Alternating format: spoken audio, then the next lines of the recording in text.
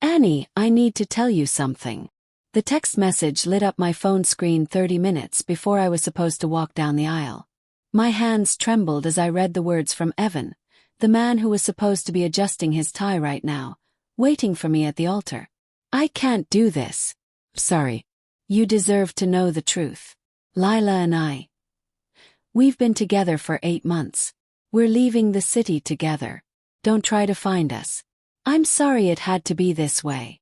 The phone slipped from my fingers and clattered onto the marble floor of the bridal suite. My mother's voice echoed from somewhere far away, asking if I was ready. The white dress suddenly felt like a burial shroud. Months. Layla. My best friend. The woman I'd taken in when she had nowhere to go. The woman who'd cried on my shoulder about her loneliness while sleeping with my fiancé in the guest room I'd given her. Sweetheart, the music is starting, Mom said, pushing open the door. She saw my face and froze. What happened? I couldn't speak. Couldn't breathe. 300 guests were seated in the cathedral. The press had been invited because Evan's family owned half the commercial real estate in the city and they'd wanted to show off. I'd been uncomfortable with the attention, but I'd agreed because I loved him. Loved. Past tense. In 30 seconds, love had become a corpse. He's not coming, I whispered. He's been with Lila. They're gone. My mother's face went white. My father appeared behind her, his expression shifting from joy to confusion to rage in the span of a heartbeat. I'll kill him, Dad said quietly, which somehow made it more terrifying than if he'd shouted. I have to tell them, I said, my voice hollow. I have to go out there and tell everyone. Absolutely not, Mom said. We'll make an announcement. You don't have to face them. But I was already moving. Something cold and clear had settled over me, replacing the shock. If I was going to be humiliated, I would face it standing up. I would not hide. Hey there, my wonderful friend. How's your day going? I hope it's better than Annie's right now. I'd love to hear your thoughts on this story as it unfolds. Drop a comment and tell me where you're watching from. I walked through the corridor alone. My father tried to follow, but I shook my head. The massive cathedral doors stood before me. I could hear the murmur of voices, the shuffling of programs, someone laughing. They had no idea. I pushed open the doors. The sound that followed was like a wave. Whispers. Camera flashes from the press section exploding like lightning. I walked down the aisle in my wedding dress with no music playing, no arm to hold on to, moving toward an altar where no groom waited. Every step was agony. Every face that turned toward me was a mirror reflecting my shame. I saw Evan's mother stand up, her hand flying to her mouth. I saw my college friends in the third row, their eyes wide with shock and pity. I saw the journalists scrambling for their cameras, their phones, sensing blood in the water. When I reached the front, I turned to face them all. The priest looked at me with such profound sadness that I almost broke. There won't be a wedding today, I said. My voice carried through the space, steady despite the earthquake inside me. The groom has decided to pursue other options. I apologize for wasting your time. The whispers turned to full conversation. People were standing now. My mother was crying somewhere behind me. The cameras wouldn't stop flashing. Then the cathedral doors opened again. Every head turned. The conversations died. A man stood in the entrance, backlit by the afternoon sun streaming through. Broad-shouldered. He wore a black suit that looked like it cost more than my dress, and he moved with a kind of confidence that made people instinctively step back. I recognized him instantly, though we'd never actually spoken. Ryan Martins. Everyone in the city knew that name. Business owner, they said in polite company. Criminal, they whispered when they thought no one was listening. Dangerous was the word that always followed him. He walked down the aisle like he owned it. Like he owned everything. His dark eyes were locked on mine, and there was something in them I couldn't identify. Not pity. Something fiercer. He stopped 3 feet away from me. Up close, he was even more intimidating. Sharp jawline. Dark hair. Eyes that seemed to see straight through every defense I'd ever built. If he won't marry her, Ryan said, his voice cutting through the cathedral like a blade. I will. The silence that followed was absolute. What? Breathe. He stepped closer. You heard me, Annie. You don't even know me. Something flickered in his eyes. Amusement. Sadness. I know enough. I know you deserve better than to be left standing here like this. I know you're stronger than anyone in this room gives you credit for. And I know that if you walk out of here alone, they'll tear you apart in the press by tomorrow morning. He wasn't wrong. I could already see the headlines forming. Jilted bride. Left at the altar. The humiliation would follow me for years. This is insane, I said. Probably, he agreed. But I'm offering you a choice. Walk out alone and let them destroy you. Or marry me right now and let them write a different story. Why would you do this? His jaw tightened. For just a moment, the dangerous Mafia boss facade cracked, and I saw something raw underneath. Because 3 years ago, you bumped into me in a coffee shop on 5th Street. You were carrying too many books and you spilled your coffee all over both of us. You apologized 6 times. You offered to pay for my dry cleaning.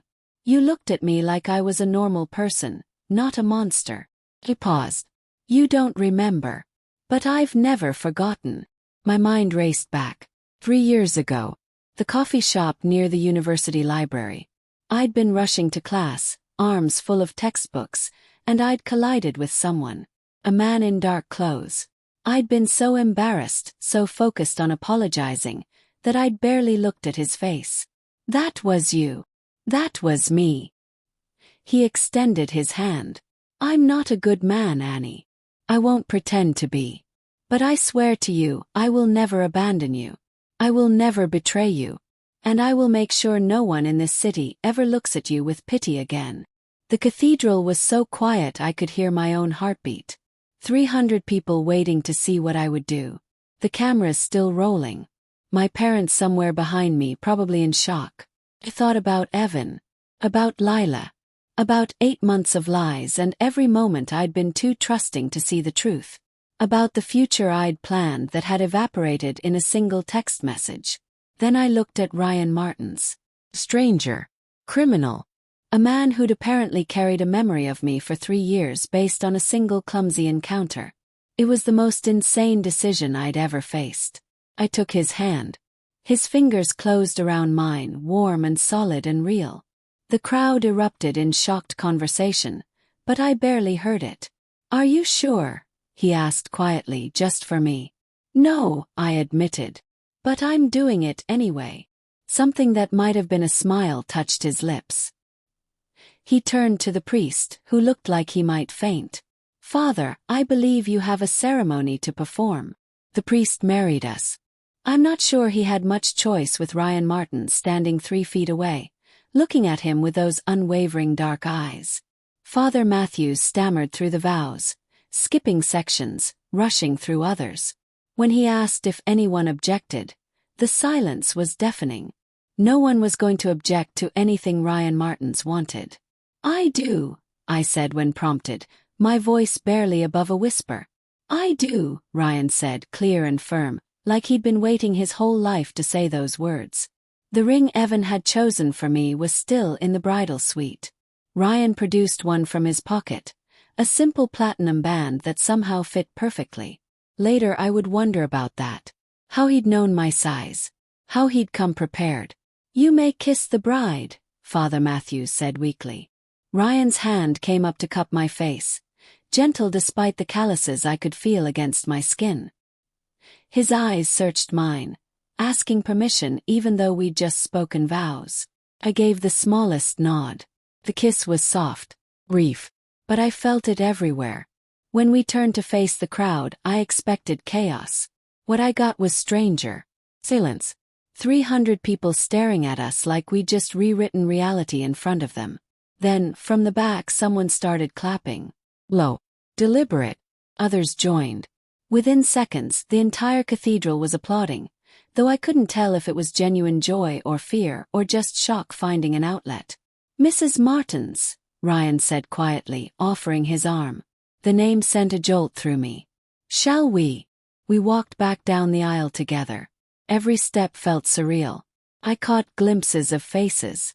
My mother, tears streaming down her cheeks, looking torn between relief and terror. My father, jaw clenched, watching Ryan like he was calculating whether to thank him or kill him. Evan's mother had already left, I noticed. Her seat was empty. The press section was a frenzy of flashing cameras and frantic typing. This was the story of the year now. Jilted bride rescued by the city's most dangerous man. I could already imagine the headlines. Outside the cathedral, a black car waited. Not a limousine.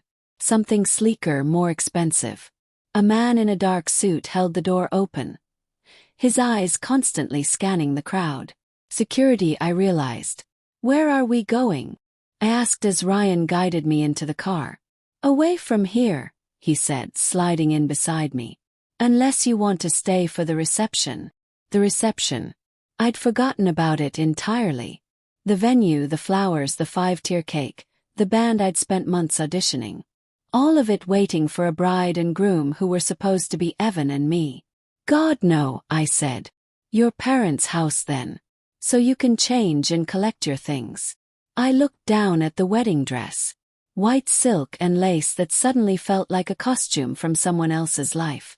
I don't want to go back there either. Everyone will have questions I can't answer. Ryan studied me for a moment, then leaned forward and spoke to the driver in Italian. Caught only a few words. My Italian was basic at best. Where are we going? Asked again. Somewhere safe. Somewhere quiet. Somewhere you can breathe. The car pulled away from the cathedral. I watched through the tinted windows as the building grew smaller. People were spilling out onto the steps now, talking in animated clusters, taking photos. I saw my father on his phone, probably calling his lawyers. My mother was being comforted by her sister.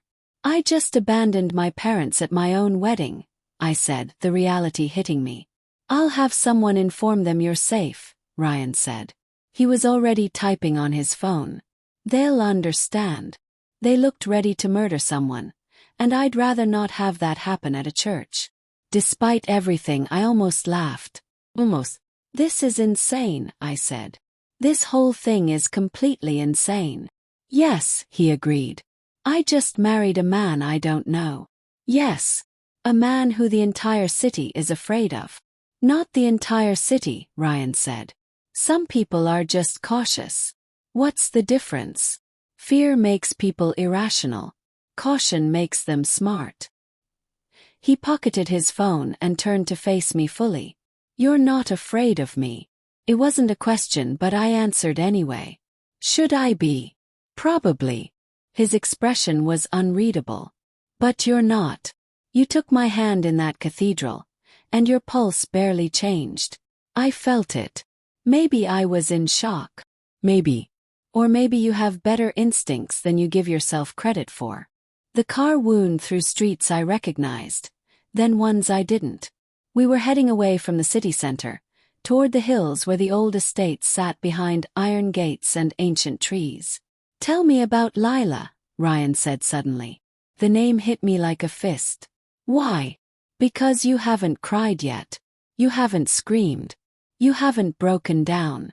That kind of control requires either exceptional strength or dangerous repression. I need to know which one I'm dealing with. Does it matter? It matters, he said quietly, because you're my wife now. And I need to know if you're going to shatter. My wife. The words sounded foreign and permanent all at once. I met Lila in college, I heard myself saying. She was my roommate sophomore year. Brilliant. Funny. She had this way of making everything feel like an adventure. We were inseparable. The memories felt like they belonged to someone else now. After graduation, she had some bad luck. Lost her job. Couldn't make rent. Her family had disowned her years ago.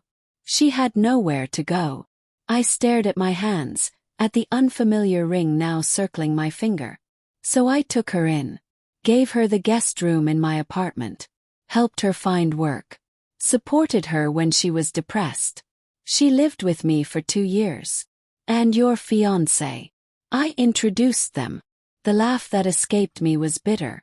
I actually introduced them. Evan came to pick me up for dinner one night, and Lila was there. I thought it was nice that they got along. Ryan said nothing, just listened with an intensity that made me feel like every word mattered. 8 months, I continued.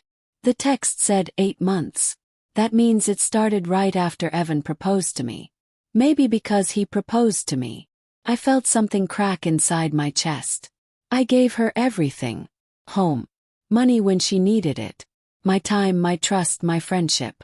And she repaid me by sleeping with my fiancé in the room I gave her. Not your fiancé, Ryan corrected softly. Your husband is sitting right here. The simple statement shouldn't have steadied me, but it did. Why did you really do this? Yes. The truth. Not the story about the coffee shop. The coffee shop story is true, he said. But you're right that it's not the whole truth.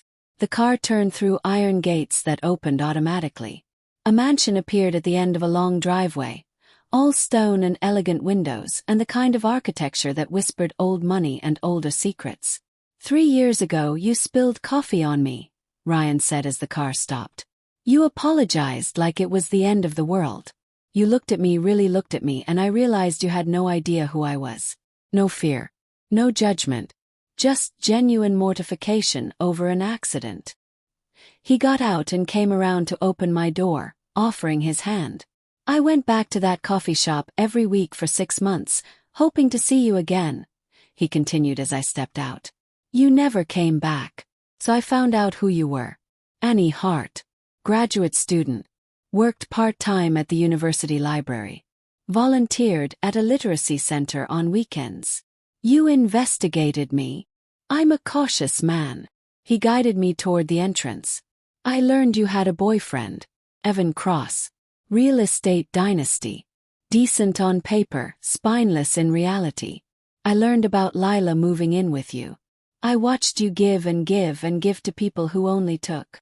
The front door opened before we reached it. An older woman in elegant clothes stood there. Her expression warm but professional.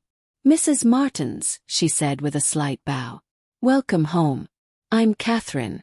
I manage the household. This stranger's mansion was apparently my home now.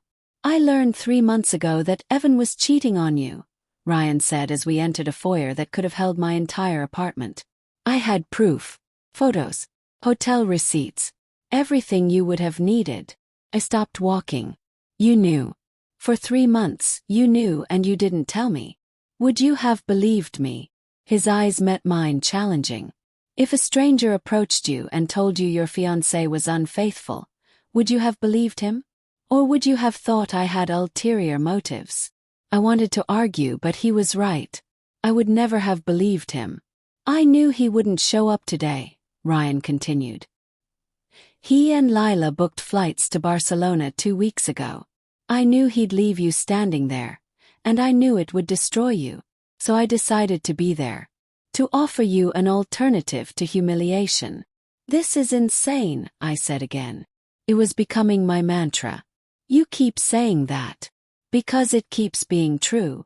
I turned in a slow circle, taking in the marble floors, the artwork that was probably worth more than I'd earn in a lifetime, the staircase that curved up to a second floor I couldn't even see. I don't belong here. You belong exactly here, Ryan said. Catherine, would you show Mrs. Martins to her room? I'm sure she'd like to change and rest. Of course. This way, please. I followed Catherine up the staircase, hyper-aware of Ryan's eyes on me until I turned a corner and he disappeared from view. The room Catherine led me to was bigger than my entire apartment had been. Massive bed. Floor-to-ceiling windows overlooking gardens that seemed to stretch forever. A bathroom with a tub that could fit 3 people. Your belongings will be brought over tomorrow, Catherine said. For tonight, you'll find everything you need in the closet and bathroom. Dinner will be served at 7, but if you'd prefer to eat in your room, just call down. She showed me a phone on the nightstand, then quietly left. Alone for the first time since everything fell apart, I finally let myself feel it. I sank onto the edge of the bed, still wearing the wedding dress, and waited for the tears to come. They didn't. Instead, I felt numb. Hollow. Like I'd used up all my emotions in the cathedral and had nothing left. A knock on the door interrupted my spiral. Yes. The door opened slightly. Ryan stood there, no longer wearing his jacket. His shirt sleeves were rolled up, revealing forearms marked with scars I couldn't quite see clearly from this distance. "I forgot to mention," he said. "This is your room. Mine is down the hall. You have privacy." I meant what I said in the cathedral. I won't abandon you. But I also won't pressure you. This marriage is real legally, but everything else happens at your pace. Why are you being so kind to me?" He was quiet for a moment. "Because someone should have been kind to you a long time ago. Because you deserve better than what life has given you. And because when I make a vow, I keep it." "You're a crime boss," I said. It should have sounded accusatory, but it came out more like confusion. "I am. You've probably done terrible things." "I have. And yet you're standing there telling me you'll be patient and kind." "I'm a complicated man, Annie. I've done things that would horrify you. Hurt people who deserved it and some who probably didn't. Built an empire on fear and blood and money." He leaned against the doorframe. "But I've also lived by a code. Protect what's mine. Honor my word. Never harm the innocent." "Which category do I fall into?" "All of them." His smile was slight sad. "You're mine now by law and by choice. You're innocent in all of this. And I gave you my word. That makes you the most protected person in this city." He started to close the door, then paused. "For what it's worth, I'm sorry about your friend. About Evan. About all of it. You didn't deserve that betrayal." "No," I agreed softly. "I didn't." After he left, I finally got out of the wedding dress. I found clothes in the closet like Catherine had promised. Designer labels, all in my size. Someone had been very prepared. I should have been more disturbed by that. By all of it. Instead, I felt a strange calm settling over me. My phone, which I'd somehow held onto through everything, buzzed with messages. Hundreds of them. My mother. My father. Friends. Unknown numbers from press trying to get a statement. And 3 from Lila. I opened them against my better judgment. "I'm so sorry. I never meant to hurt you. Please understand we fell in love. It just happened. I hope someday you can forgive me." I blocked her number. Then I blocked Evan's. Then I turned off my phone entirely.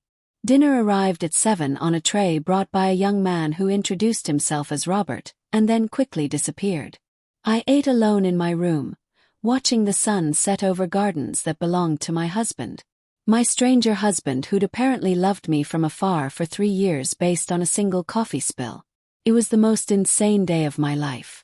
And somehow, sitting in this mansion, wearing borrowed clothes, eating food prepared by a staff I'd never met, I felt safer than I had in years. That should have been my first warning. I woke to sunlight streaming through unfamiliar windows and a moment of perfect confusion. The bed was too soft. The ceiling was too high. The silk sheets against my skin were too expensive. Then it all came crashing back. The wedding. Evan's text. Lila's betrayal. Ryan walking down that aisle like an avenging angel in a tailored suit. The vows. A kiss. His house. I sat up, my heart racing. My wedding dress was still draped over a chair where I'd left it, looking like a ghost in the morning light. The clock on the nightstand read 6:47 a.m. I'd slept for nearly 11 hours. A soft knock preceded the door opening slightly. Catherine appeared with a tray. "Good morning, Mrs. Martins.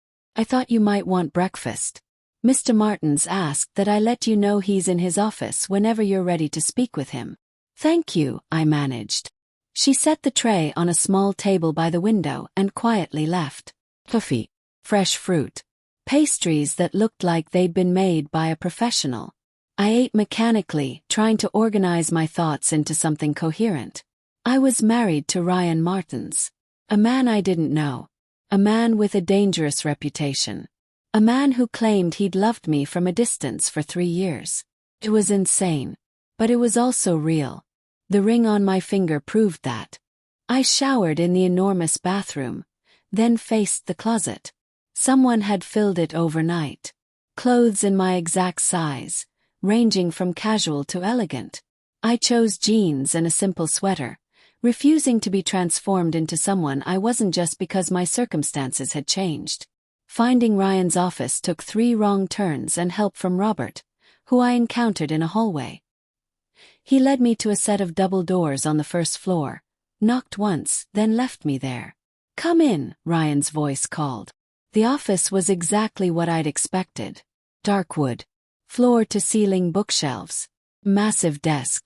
But what surprised me were the details. A framed photo of an elderly couple, probably his parents. Books in Italian and English, well worn from reading. A chessboard set up mid-game, as if he played against himself. Ryan stood by the window, looking out at the gardens. He'd dressed for business, all sharp lines and understated power. When he turned, his expression was carefully neutral. "How did you sleep?" "Better than I should have," I admitted. "Shock does that sometimes. Shuts everything down so you can process." He gestured to a chair. "Sit, please. We need to talk about what happens next." Sat. He remained standing, which gave him a psychological advantage I didn't appreciate. "Stand or sit," I said. "But don't loom over me while we talk." Something flickered in his eyes. Surprise. Respect. He sat in the chair across from me, close enough to talk comfortably but far enough to give me space. "Fair enough," he said. "Here's the reality. You married me yesterday in front of 300 witnesses and half the city's press. By now the story is everywhere. Jilted bride rescued by Ryan Martins. The speculation is running wild." Speculation about what? Everything. How long we've known each other. Whether this was planned. What it means for various business interests. Whether you're being held against your will. He pulled out his phone and showed me a news headline. "Mafia boss marries abandoned bride in shocking cathedral ceremony." Felt sick. "There's more," he continued, swiping to another article. "Evan's family is claiming I somehow orchestrated the whole thing. That I threatened Evan to make him leave so I could swoop in. That's ridiculous. Is it?" Ryan's smile was sharp. "I'm Ryan Martins. Half the city believes I'm capable of anything.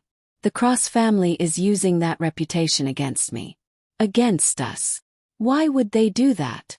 Because you humiliated them. Their son abandoned his bride at the altar. That's a scandal they can't afford. But if they can spin it as manipulation by a criminal, suddenly Evan becomes a victim instead of a coward." I stood, too agitated to sit still. "So what do? We play the part," Ryan said simply. "We convince the city this marriage is real. That we're in love. That you chose this willingly. We convince them we're in love." "Yes. But we're not." Something shifted in his expression. "I've been honest with you, Annie. I've had feelings for you for 3 years. But you're right. You don't love me. You barely know me. So yes, for you it will be an act. For me, it will be something else."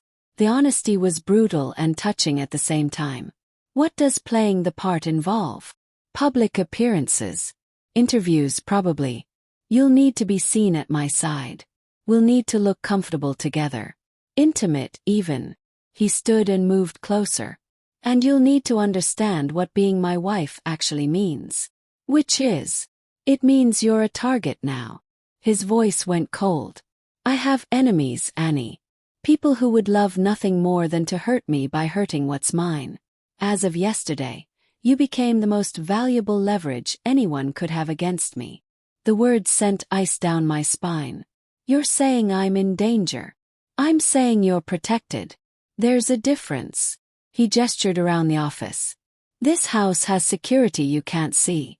Guards you'll never notice. Technology that costs more than most people's homes. You're safer here than anywhere else in the city. But only here. No. Anywhere you go, you'll have protection. Robert, who you met earlier, is one of my best. He'll accompany you whenever you leave the house. So will others. So I'm a prisoner. You're protected, he repeated firmly. There's a difference between a cage and a shield. Is there? Challenged. Because from where I'm standing, both limit my freedom. Before he could answer, the office door burst open. A man strode in, younger than Ryan but with similar dark features and the same aura of danger. We have a problem, he said, then noticed me and stopped. Oh, the bride. Congratulations on the most insane wedding I've ever heard of. And I once saw someone get married during a shootout. Annie, this is my brother Dalton, Ryan said with the patience of someone very used to being interrupted. Dalton Manners. Right. Sorry. Nice to meet you properly. Dalton's grin was charming and completely inappropriate for whatever problem he'd burst in about. Seriously though, Dom, we need to talk. So talk. Dalton glanced at me. In front of her.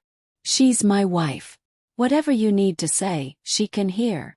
Dalton's eyebrows rose, but he nodded.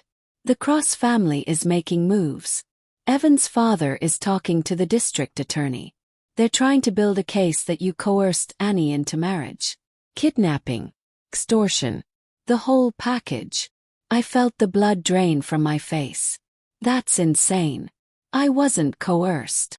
Doesn't matter what's true, Dalton said. Matters what they can make stick. And the DA has been looking for an excuse to come after Ryan for years. If they can make this look criminal, they will. Ryan's expression had gone completely cold. Let them try. Dom, if they arrest you, the whole organization is vulnerable. We need to handle this carefully. We will. Ryan turned to me. Annie, I need you to make a choice right now. A real one. What choice? You can walk away. I'll have my lawyers draft an annulment. You'll be free of this marriage, free of me, free of all the complications that come with my name. His eyes were steady on mine. Or you can stay. You can stand beside me and tell the world this marriage was your choice. That you're here willingly. That you're mine and I'm yours. And if I stay, then you're all in. No half measures. The danger becomes real. The enemies become yours too. But so does everything else. My protection. My resources. My loyalty. He moved closer. And my truth. I meant what I said in that cathedral. I will never abandon you. I will never betray you. I will give you everything I have if you ask for it. Dalton was watching us like we were a fascinating experiment. The DA will want to interview me, I said slowly, thinking it through. Probably, Ryan confirmed. And if I tell them I chose this marriage freely, that I wasn't coerced, they have no case. It would certainly make things harder for them. But Evan's family won't stop. They'll keep trying to spin this their way. Most likely. I looked at him. This dangerous stranger who'd somehow become my husband. Why are you giving me the choice to leave? Most men in your position would just tell me what to do. Because I meant my vows, Ryan said quietly. And those vows included respecting you as a partner, not owning you as property. You deserve a choice. Even if I desperately hope you choose to stay. The vulnerability in that last sentence did something to my heart. I need something in return, I said. Name it. Truth. Complete truth. No more secrets about who you are or what you do. If I'm going to be all in, I need to know exactly what I'm part of. Ryan and Dalton exchanged a glance. Dalton shrugged. She's going to find out anyway, Dalton said. Might as well be from you. Ryan nodded slowly. All right. Truth. But not here. If we're doing this, you need to see it all. Come with me. He led me out of the office, through the house, and down a set of stairs I hadn't noticed before. Dalton followed silently. We descended into what should have been a basement but was actually a command center that looked like something out of a spy movie. Multiple screens showed security feeds from around the city. 3 people worked at computers, monitoring information I couldn't begin to understand. Maps covered one wall, marked with pins and notes. This is the heart of my operation, Ryan said. Everything runs through here.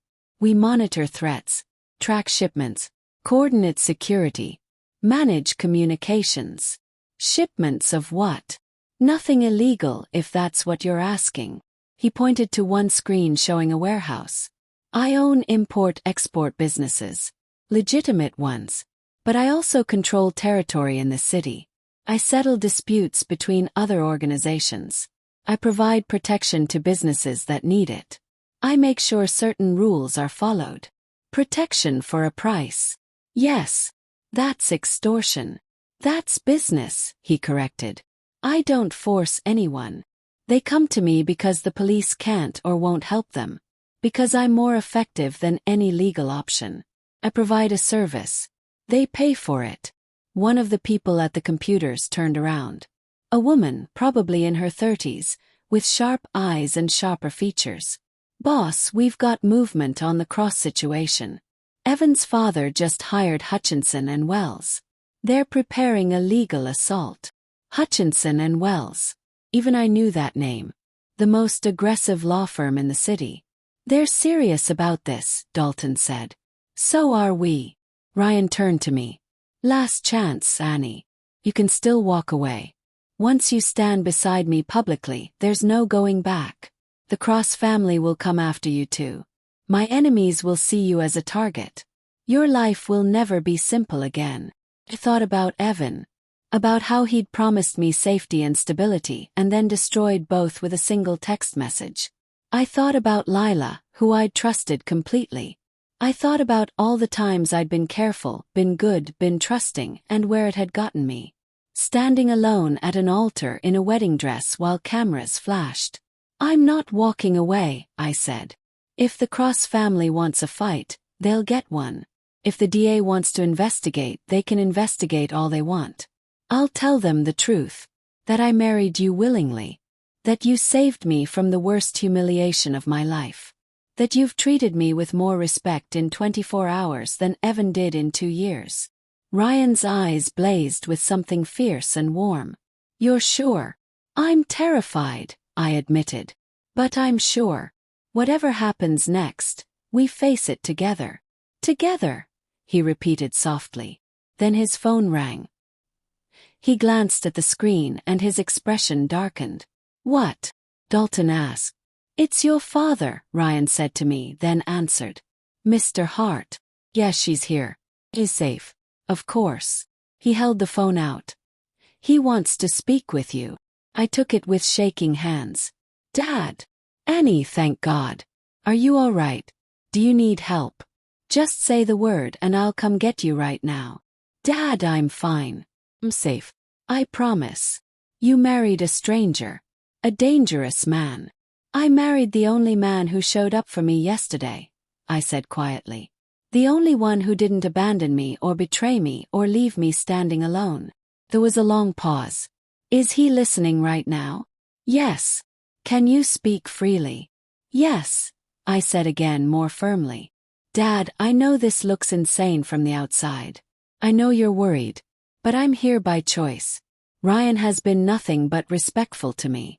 He's given me my own space, my own choices. He's not holding me prisoner. The Cross family is saying otherwise. The Cross family is trying to save face because their son is a cheating coward. Anger bled into my voice. They don't get to rewrite history.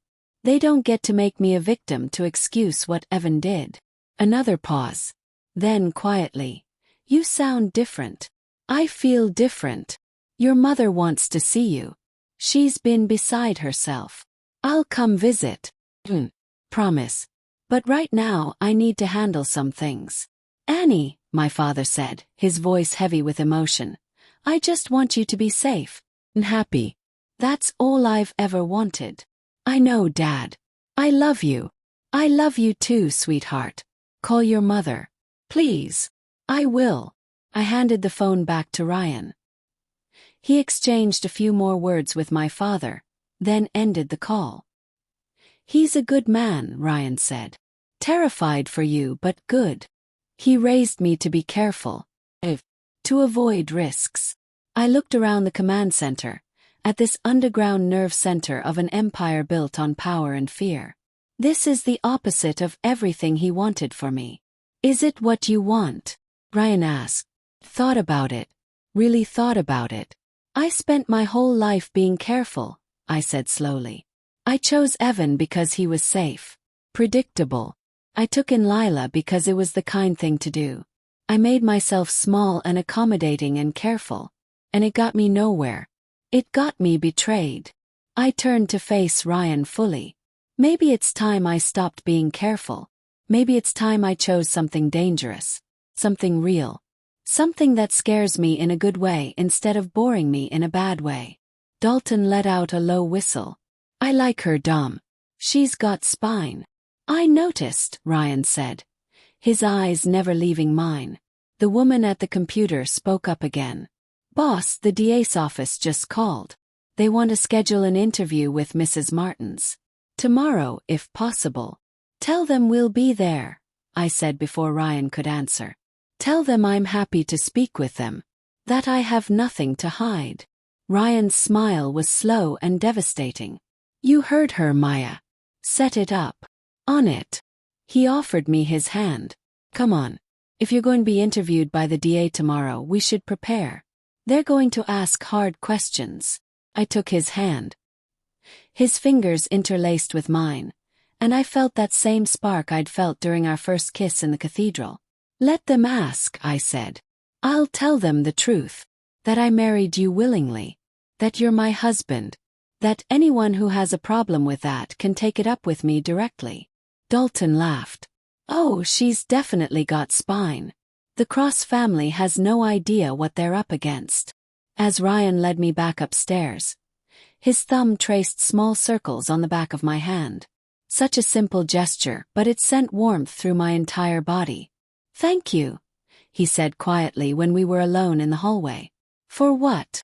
For choosing to stay. For choosing me. For being braver than you had to be.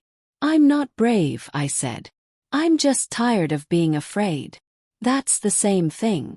He stopped walking and turned to face me. Annie, I know this is all happening too fast.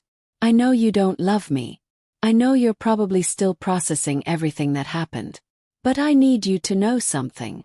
What? I will earn this. Your trust, your respect, maybe someday your affection. I will prove to you that choosing me was the right decision. That you're not just another business transaction or convenient arrangement. You're my wife.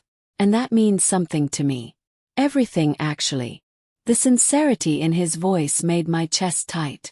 Don't make promises you can't keep, I said softly. I never do. We stood there in the hallway, hands linked, strangers bound by vows and circumstances and something that was starting to feel like possibility. Then his phone buzzed. Mine. And somewhere in the distance I heard shouting. Dalton appeared at the top of the stairs. His expression grim. We've got a problem, he said. A big one.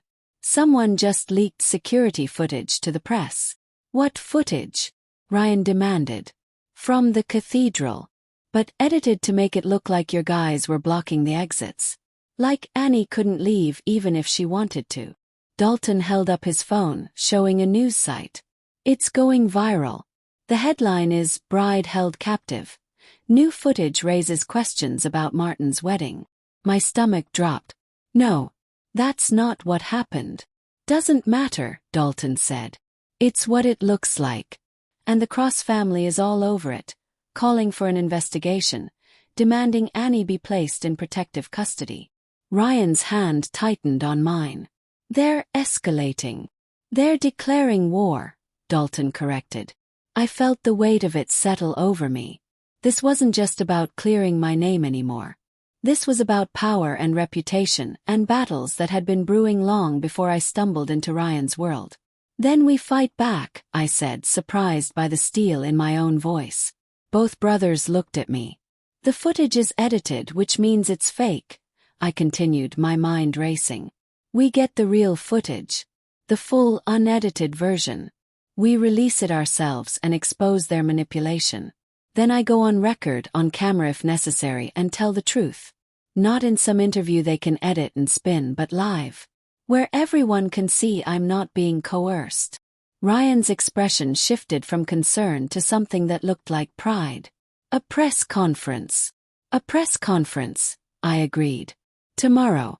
Before the DA interview.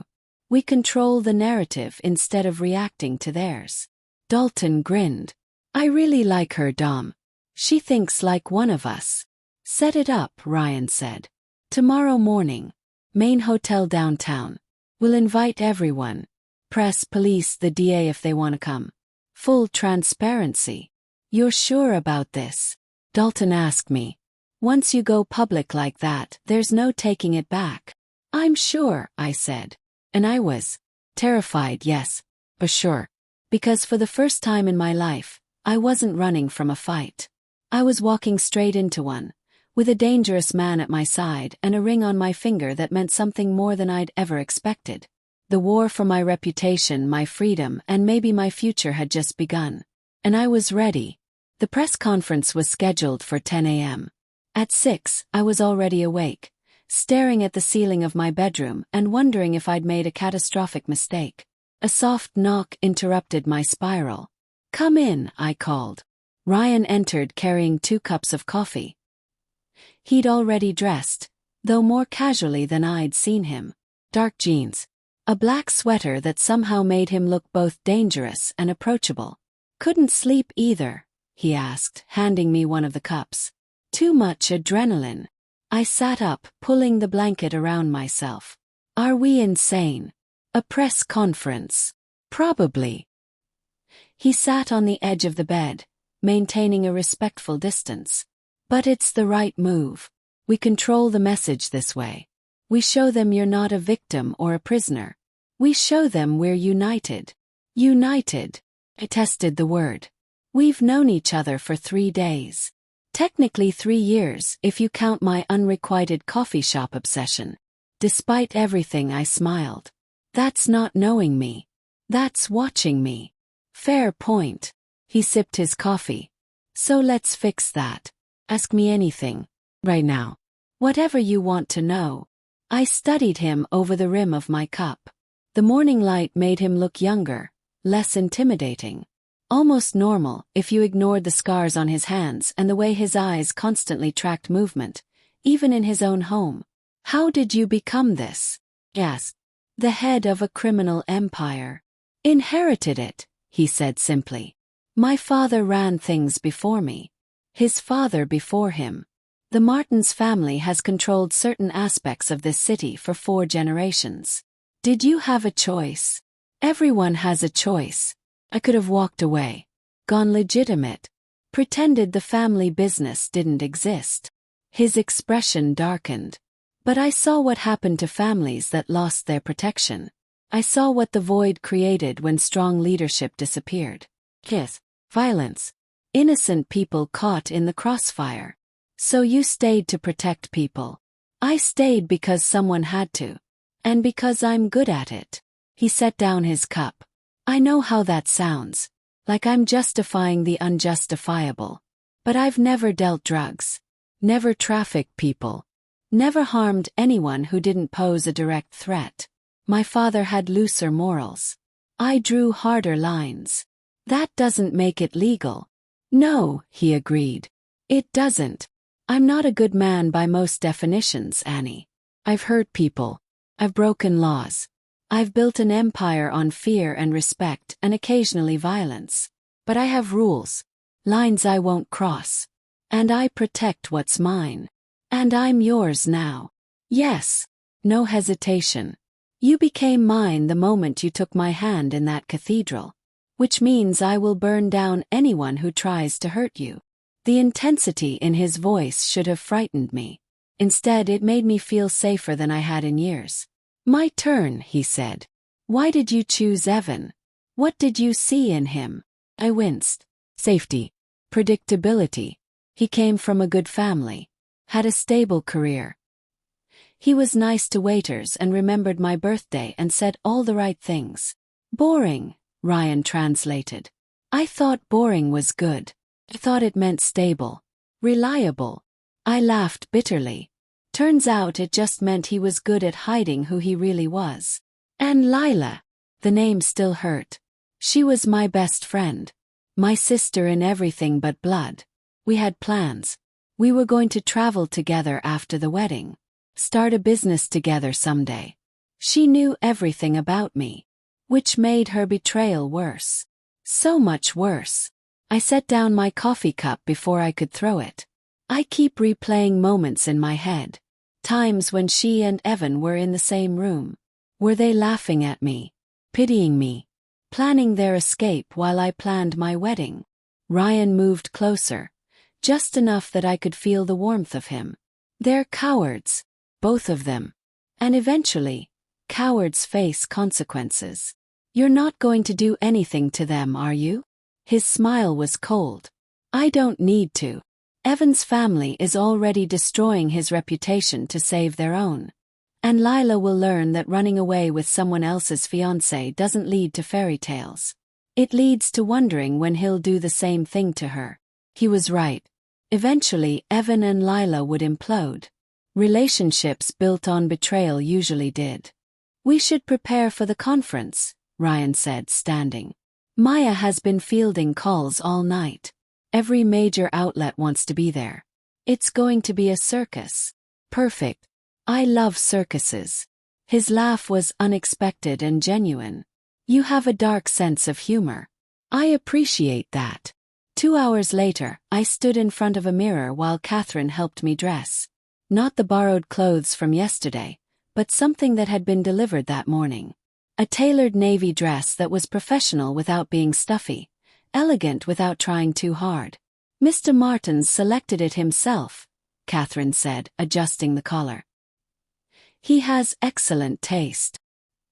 He certainly has confidence, I muttered. He's had to.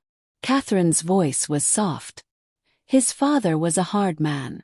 Cruel sometimes. Ryan learned early that showing weakness meant being devoured.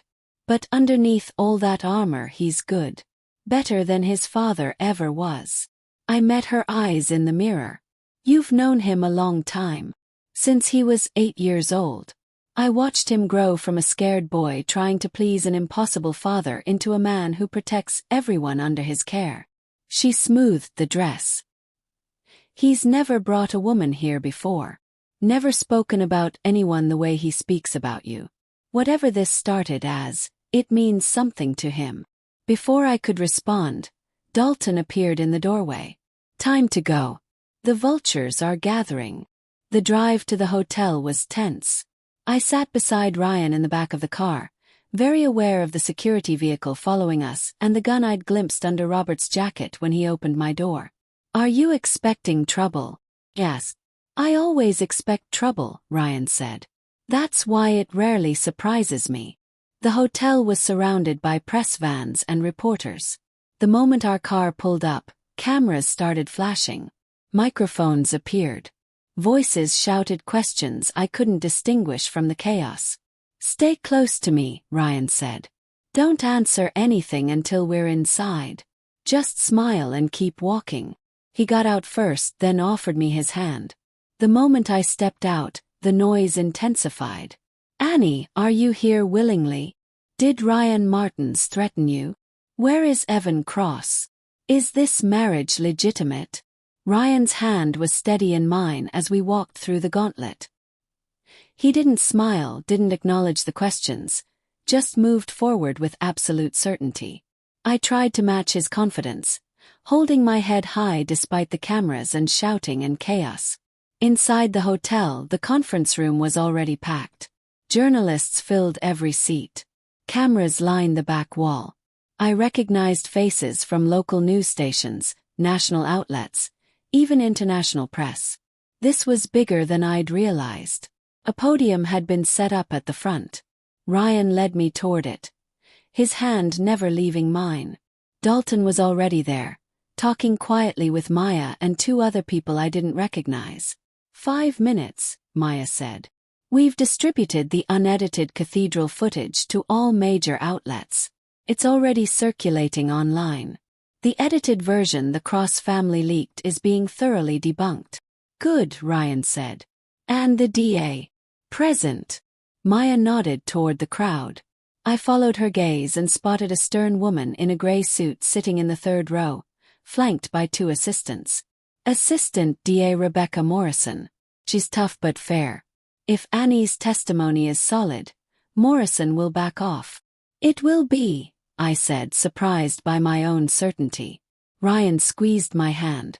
Ready? No. But let's do it anyway. We approached the podium together. The room quieted instantly. Ryan adjusted the microphone, then spoke. Thank you all for coming. I'll make a brief statement, then my wife will speak, and then we'll take limited questions. His voice carried authority that made the room feel smaller. 3 days ago, Annie Hart was abandoned at her own wedding. The man she trusted betrayed her in the cruelest way possible. I witnessed this. And I offered her an alternative to public humiliation. He paused, letting that sink in. Annie and I were married that day in a legal ceremony performed by Father Matthews of St. Catherine's Cathedral.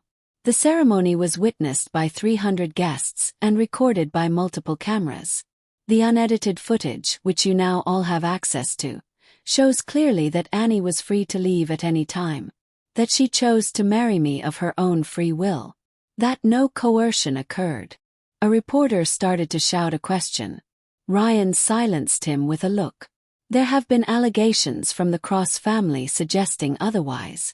These allegations are false and defamatory. They are an attempt to salvage their reputation at the expense of my wife's dignity and truth. We will not tolerate this. Any further false claims will be met with legal action. He stepped back slightly, giving me space at the microphone. My heart was pounding so hard I could feel it in my throat. Hundreds of eyes on me. Cameras recording every word, every expression. This would follow me forever. I took a breath and spoke. My name is Annie Martins. Using his last name felt strange and right at the same time. 3 days ago, I was supposed to marry Evan Cross. Instead, I received a text message 30 minutes before the ceremony informing me that he'd been having an affair with my best friend, and that they were leaving together. Murmurs rippled through the crowd. Pushed on. I went to the cathedral anyway because 300 people were waiting, and I thought I owed them an explanation. I stood at that altar and told everyone the truth. That there would be no wedding. That the groom had chosen someone else. My voice wavered slightly. Ryan's hand touched the small of my back, steadying me. Then Ryan Martins walked through those doors. He offered me a choice. I could walk out alone and face the humiliation and scandal that would follow. Or I could marry him and rewrite the narrative entirely. I looked directly at the camera. I chose to marry him. Not because I was forced. Not because I was threatened. But because in that moment, he was the only person who saw me as something other than a victim. He offered me dignity when everyone else offered pity. He gave me a choice when I felt like I had none. The room was completely silent now. I understand this looks unconventional. I understand people have questions. But I need to be absolutely clear. I am here willingly. I am married willingly. And anyone suggesting otherwise is lying. Either to salvage their own reputation or to attack my husband's. I stepped back. Ryan's hand found mine again. We'll take 3 questions, he said. Hands shot up everywhere. Ryan pointed to a reporter in the front. Jessica Chen, Metro News. Mrs. Martins, had you and Ryan met before the wedding day? Once, I said. 3 years ago. Briefly. We didn't exchange names or information. I didn't know who he was. Another reporter. Mr. Martins, did you have prior knowledge that Evan Cross would abandon the wedding? Ryan's expression didn't change. I had information suggesting he was unfaithful. I didn't share it because I had no relationship with Annie at the time, and I suspected she wouldn't believe a stranger's accusations about her fiancé. A third reporter, more aggressive. How do we know this entire situation wasn't orchestrated? That you didn't pay Evan Cross to leave so you could step in? Because that would be insane, I said before Ryan could answer. Why would anyone orchestrate a public humiliation like that? Why would I agree to be abandoned at my own wedding as part of some elaborate scheme? Use common sense. A few people in the crowd actually laughed. Even Assistant DA Morrison's lips twitched. We're done with questions, Ryan said. Thank you for your time. We stepped away from the podium. Immediately, reporters surged forward, shouting more questions.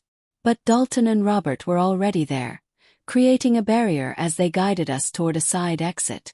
We were almost out when I heard a voice that made me freeze. "Annie, wait!" Turn. My mother pushed through the crowd, tears streaming down her face. My father was right behind her. "Mom!" She reached me and pulled me into a fierce hug. "I watched it live. Everything you said. I'm so sorry, sweetheart. I'm so sorry we didn't protect you from this. Mom, it's not your fault. We should have seen what Evan was. What Lila was." She pulled back, looking at Ryan. "Ooh. Martins. Mrs. Hart," Ryan said carefully. "Thank you."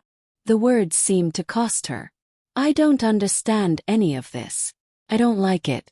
But you stood up for my daughter when the man who claimed to love her ran away. So thank you." My father extended his hand. After a moment, Ryan shook it. "Take care of her," Dad said quietly. "That's all I ask. Take care of my little girl.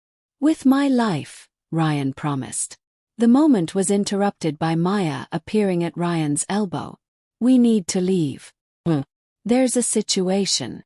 Ryan's entire demeanor changed. "What kind of situation?" "The kind that requires your immediate attention at the house." We said hurried goodbyes to my parents and were ushered into the car. The moment the doors closed, Ryan was on his phone, speaking rapid Italian that I couldn't follow. "What's happening?" I asked Dalton, who'd joined us. "Not sure yet. But when Maya uses that tone, it's never good." The drive back felt longer than it had that morning. Ryan's jaw was clenched, his entire body tense. Whatever was happening, it was bad. When we pulled up to the house, I saw immediately what the problem was. The front gate was open. Hanging from it was a message spray painted in red. "The bride belongs to us now." My blood went cold. "Get her inside," Ryan ordered. "Full lockdown protocol. Sweep every room." Robert practically lifted me out of the car and rushed me toward the house. Catherine was waiting at the door, her normally calm face tight with worry. "Is anyone hurt?" "Yes." "No. But someone breached the perimeter, left the message and disappeared before security could respond." Inside, the house had transformed. Armed men I'd never seen before stood at every entrance. The casual, elegant home had become a fortress. Ryan appeared, his phone still pressed to his ear.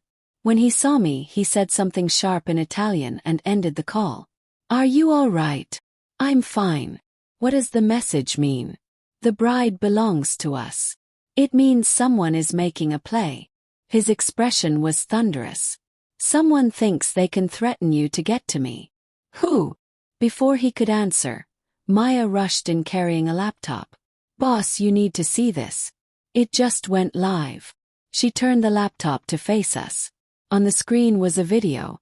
Evan Cross, looking haggard and terrified, tied to a chair in what looked like a warehouse. "Oh my God," I breathed.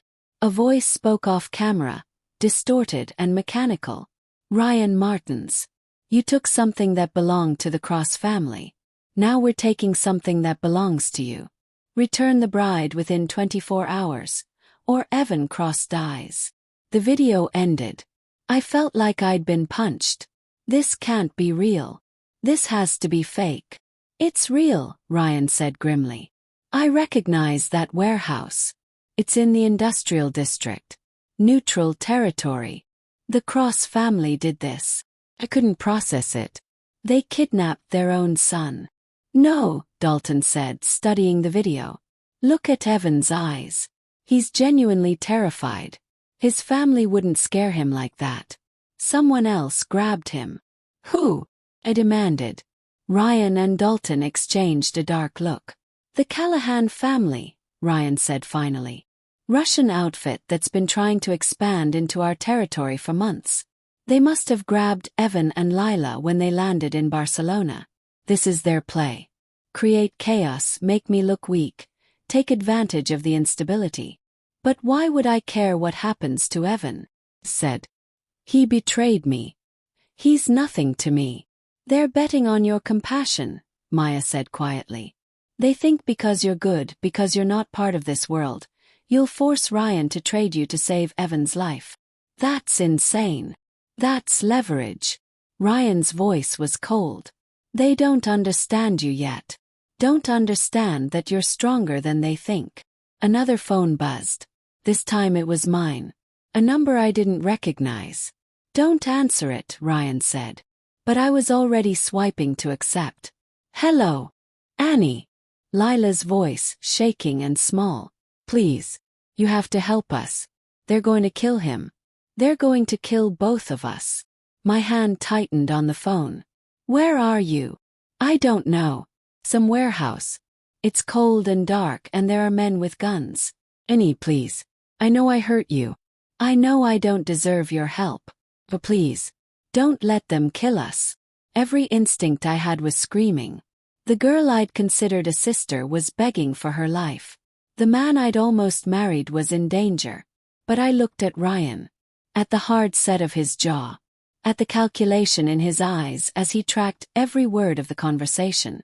I'll call you back, I said and ended the call. Annie, Ryan started. I know what you're going to say. That it's a trap. That they're using my emotions against me. That the smart move is to ignore them and let the Callahan family realize I'm not leverage. Yes, he said simply. But we can't just let them die. Yes, we can. No hesitation. They betrayed you. They're nothing to us. And the moment I negotiate with the Callahan family, I show weakness. Every other organization in this city will see that I can be manipulated through you. It puts you in more danger, not less. He was right. Logically, strategically, he was absolutely right. But the thought of Lila and Evan dying because of me made me sick. There has to be another option, I said. Some way to save them without giving the Callahan family what they want. Dalton was already shaking his head. The moment we engage, we're playing their game. Then we change the game. I was thinking out loud now, desperate. What if it's not about trading me?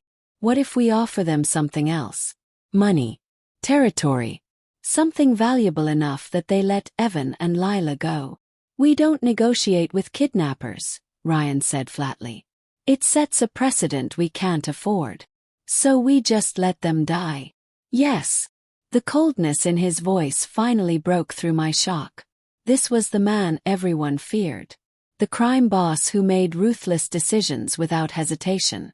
The part of him that had nothing to do with coffee shops or protective gestures or gentle touches. I can't do that, I whispered. Annie. I can't. I know what they did to me. I know they don't deserve my mercy.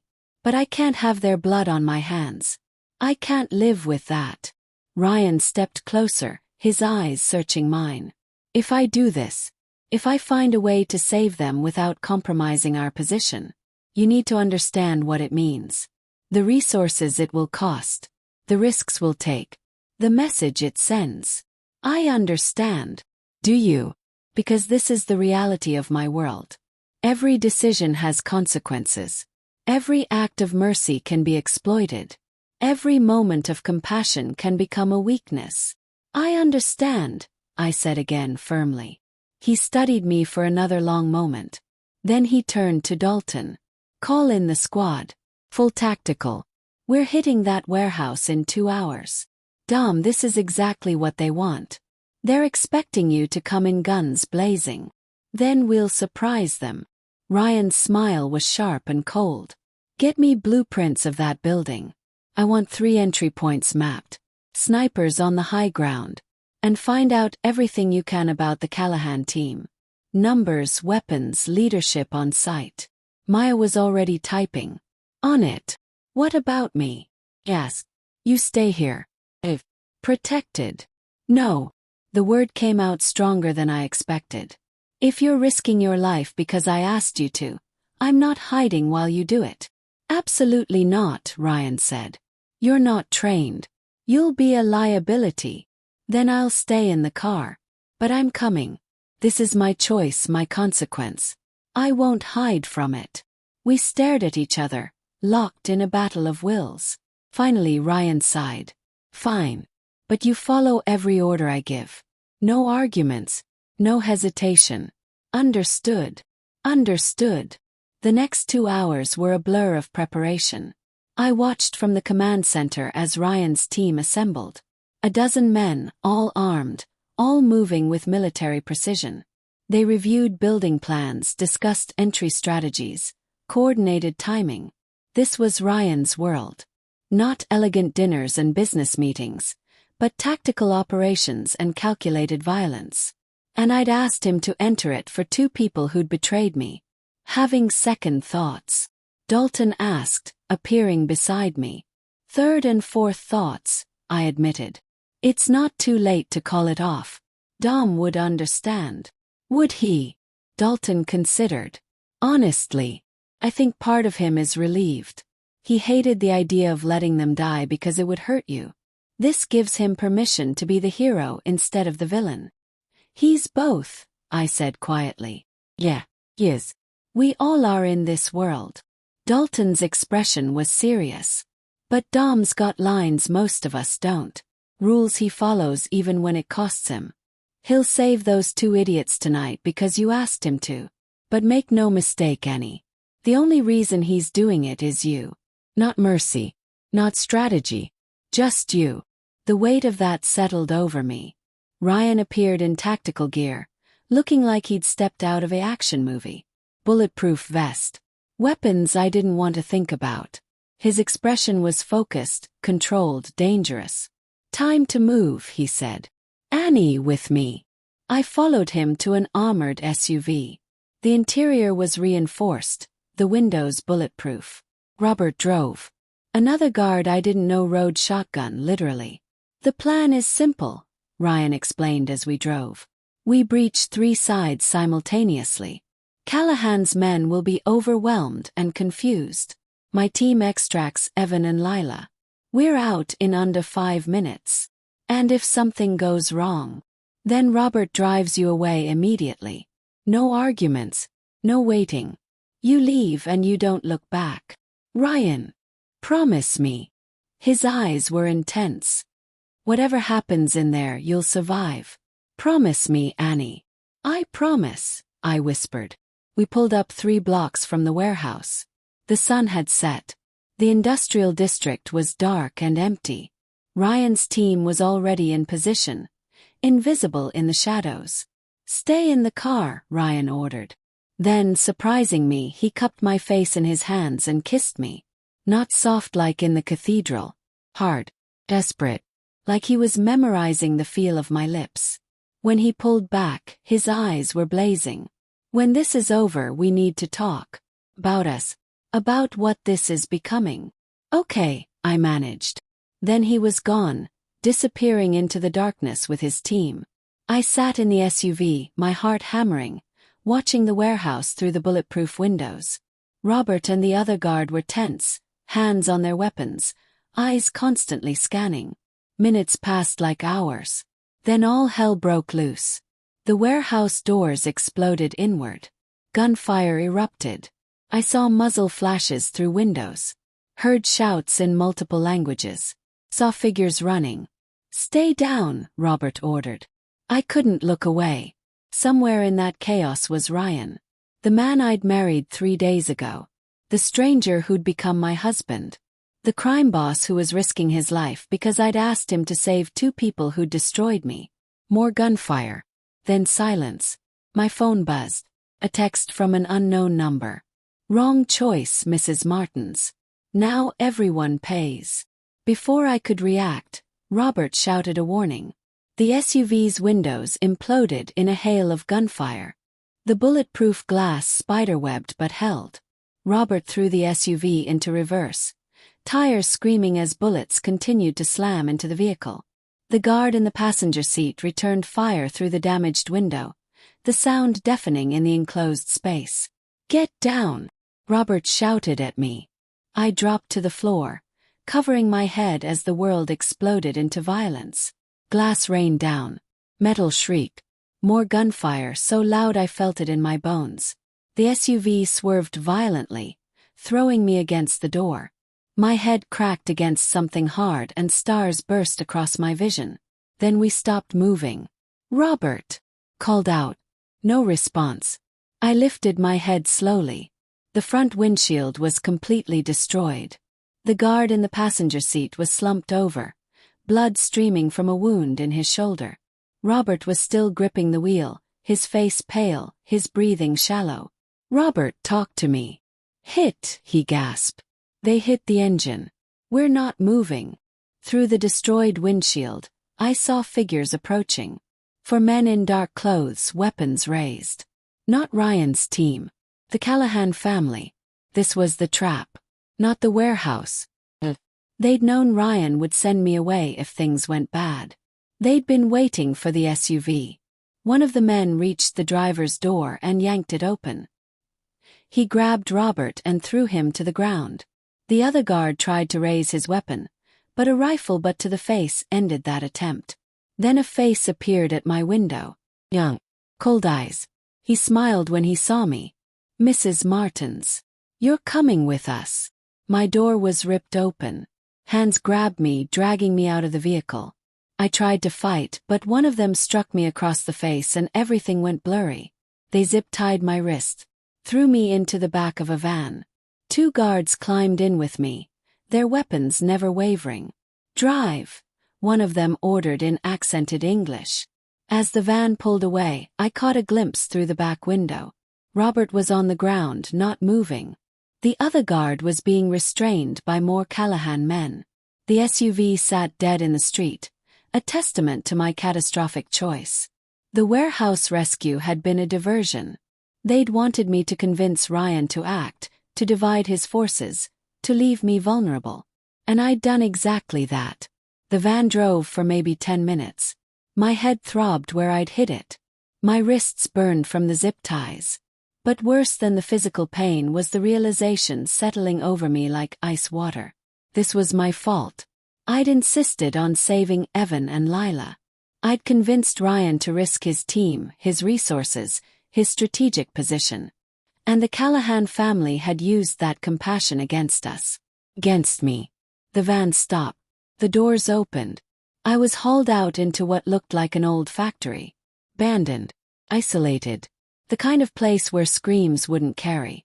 They dragged me through a maze of corridors and into a large room. In the center, 2 chairs. In those chairs, Evan and Lila, still zip-tied, looking terrified. When Lila saw me, she started crying. "Annie, I'm so sorry. I'm so sorry." I couldn't even look at her. More people entered the room. A woman in her 50s, elegantly dressed, moving with the confidence of someone who held all the power. Behind her, a younger man who looked like he crushed skulls for fun.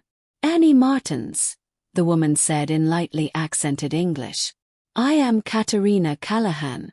Thank you for making this so easy. If you're going to kill me, just do it," I said. My voice shook but held. Katerina laughed. "Kill you? Oh no.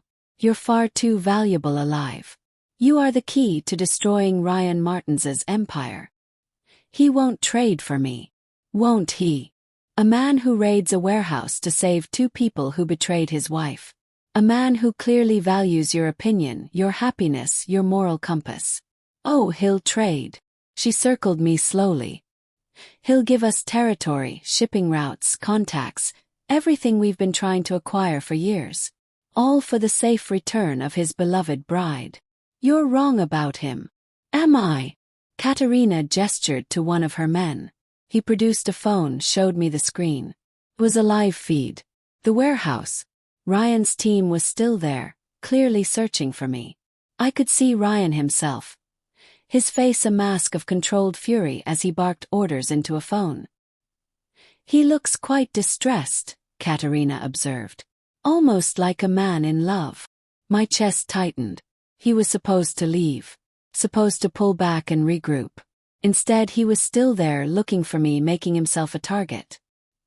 "Here's what will happen," Katerina continued.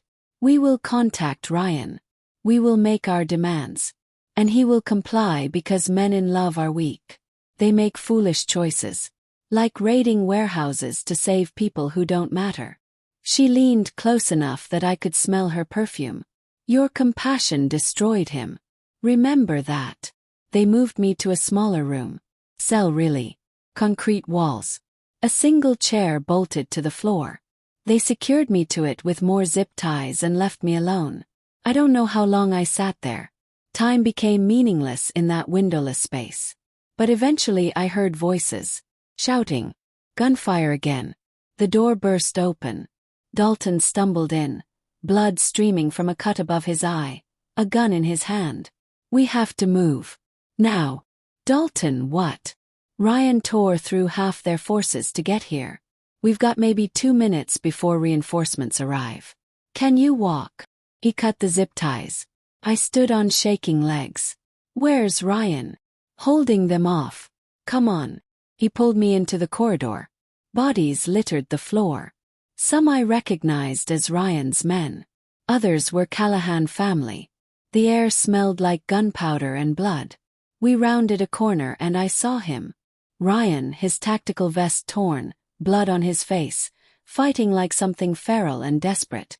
3 Callahan guards were down. A 4th was backing away, fear in his eyes. Ryan! Called. He turned. The relief that flooded his face lasted exactly 1 second before it transformed into horror. Down! I dropped instinctively. Gunfire erupted from behind me. Dalton returned fire. But in the chaos, someone grabbed me, an arm around my throat, a gun to my head. Everyone stops or she dies. The voice belonged to Katerina's enforcer, the Skull Crusher. The room went still. Ryan's gun was pointed at us, his finger on the trigger. His eyes calculating distances and angles. Let her go, he said quietly. That dangerous quiet that was worse than shouting. You let us leave. All of us. Or I paint the walls with her brain. I felt the gun press harder against my temple. Felt the man's heartbeat against my back. Felt my own terror rising like bile. Ryan's eyes met mine. In them I saw something break. Fine, he said. You can go. Dom, no, Dalton protested. I said you can go. Ryan lowered his weapon. Take your men. Leave. I won't follow. Katerina appeared from somewhere, smiling. How touching. The great Ryan Martins, brought to his knees by a woman he's known less than a week. You have what you wanted, Ryan said. Proof I can be manipulated. Story to tell. Take it and go while I'm still being generous. Oh, but I want more. Katerina's smile was poison. I want you to know that this happened because she's weak. Because she convinced you to save people who weren't worth saving. Because her compassion infected you like a disease. Enough, Ryan growled. I want you to know that loving her will destroy everything you've built. That every enemy you have will now come for her. That she's not a wife, she's a liability. Katerina looked at me with something like pity. And I want her to know it too. The gun left my temple. The arm around my throat released. I stumbled forward, gasping. We're leaving, Katerina announced. But we'll be back. And next time we won't be so merciful. They withdrew, dragging their wounded with them. Within seconds, the building was eerily quiet except for the sound of my ragged breathing. Ryan was beside me instantly. His hands on my face, checking for injuries. Are you hurt? Did they harm you? I'm fine. Robert, the guard, they were. Alive. Injured but alive. My team got to them. His thumbs traced my cheekbones. Annie, you shouldn't have been in that SUV. You should have stayed at the house like I originally ordered. I know. You could have died. I know. This is exactly what I warned you about. This is what being my wife means. Danger. Violence. People using you to get to me. I know. The words came out sharper than I intended. I know I screwed up. I know this is my fault. I know I should have let Evan and Lila die. Is that what you want to hear? His hands dropped. That's not what I want. Then what? Tell me what you want, Ryan, because I'm drowning here. I made a choice. A stupid, compassionate, weak choice, and it nearly got people killed. Nearly destroyed everything. Katerina was right. I'm not built for your world. I'm a liability. Stop. No. You stop. Stop protecting me from the truth. I asked you to save 2 people who betrayed me because I couldn't live with their blood on my hands. And the Callahan family used that against us. Used me against you. Proved that I make you weak. You don't make me weak. Don't I? I gestured around the blood-stained corridor. How many of your men were hurt tonight? How much did this operation cost?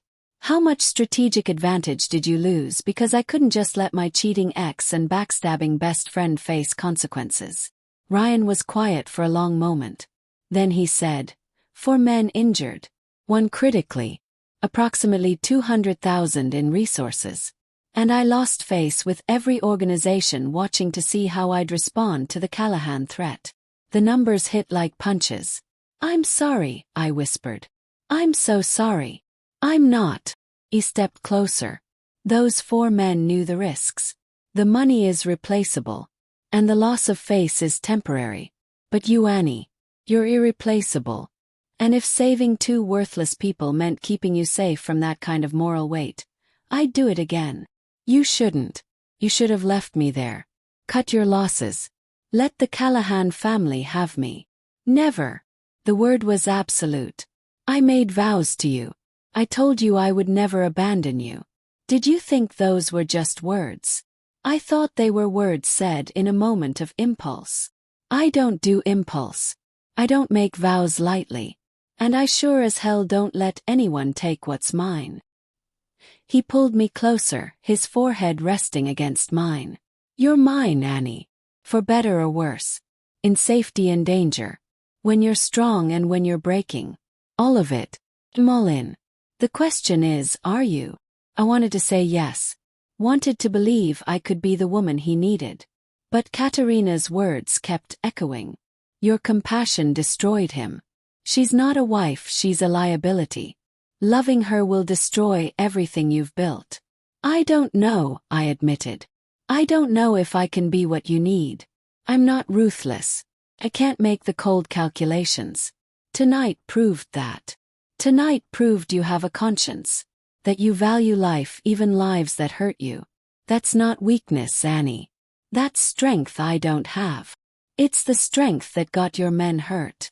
No, the Callahan family got my men hurt. They set the trap. They made the play. You just gave them an opening. But here's what they don't understand.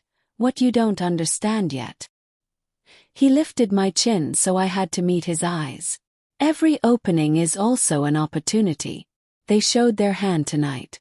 Showed they'll use emotion and compassion as weapons. Showed they underestimate you. Showed they think I'll crumble because I care about you. His smile was sharp. They just gave me everything I need to destroy them. How? Because now I know exactly how they operate. Now I know who's leading their organization and how they think. Now I have evidence of kidnapping, assault, attempted murder. And now they've made this personal. His eyes were cold fire. They threatened my wife. That's a mistake they'll only make once. Dalton appeared in the doorway. Dom, we need to move. Police will be here soon. Where's Evan and Lila? Asked suddenly. Gone. They ran during the firefight. Probably halfway to the airport by now. Dalton's expression was disgusted. Didn't even say thank you. Course they didn't. That was who they were. Takers. Users. People who accepted sacrifice without acknowledgement.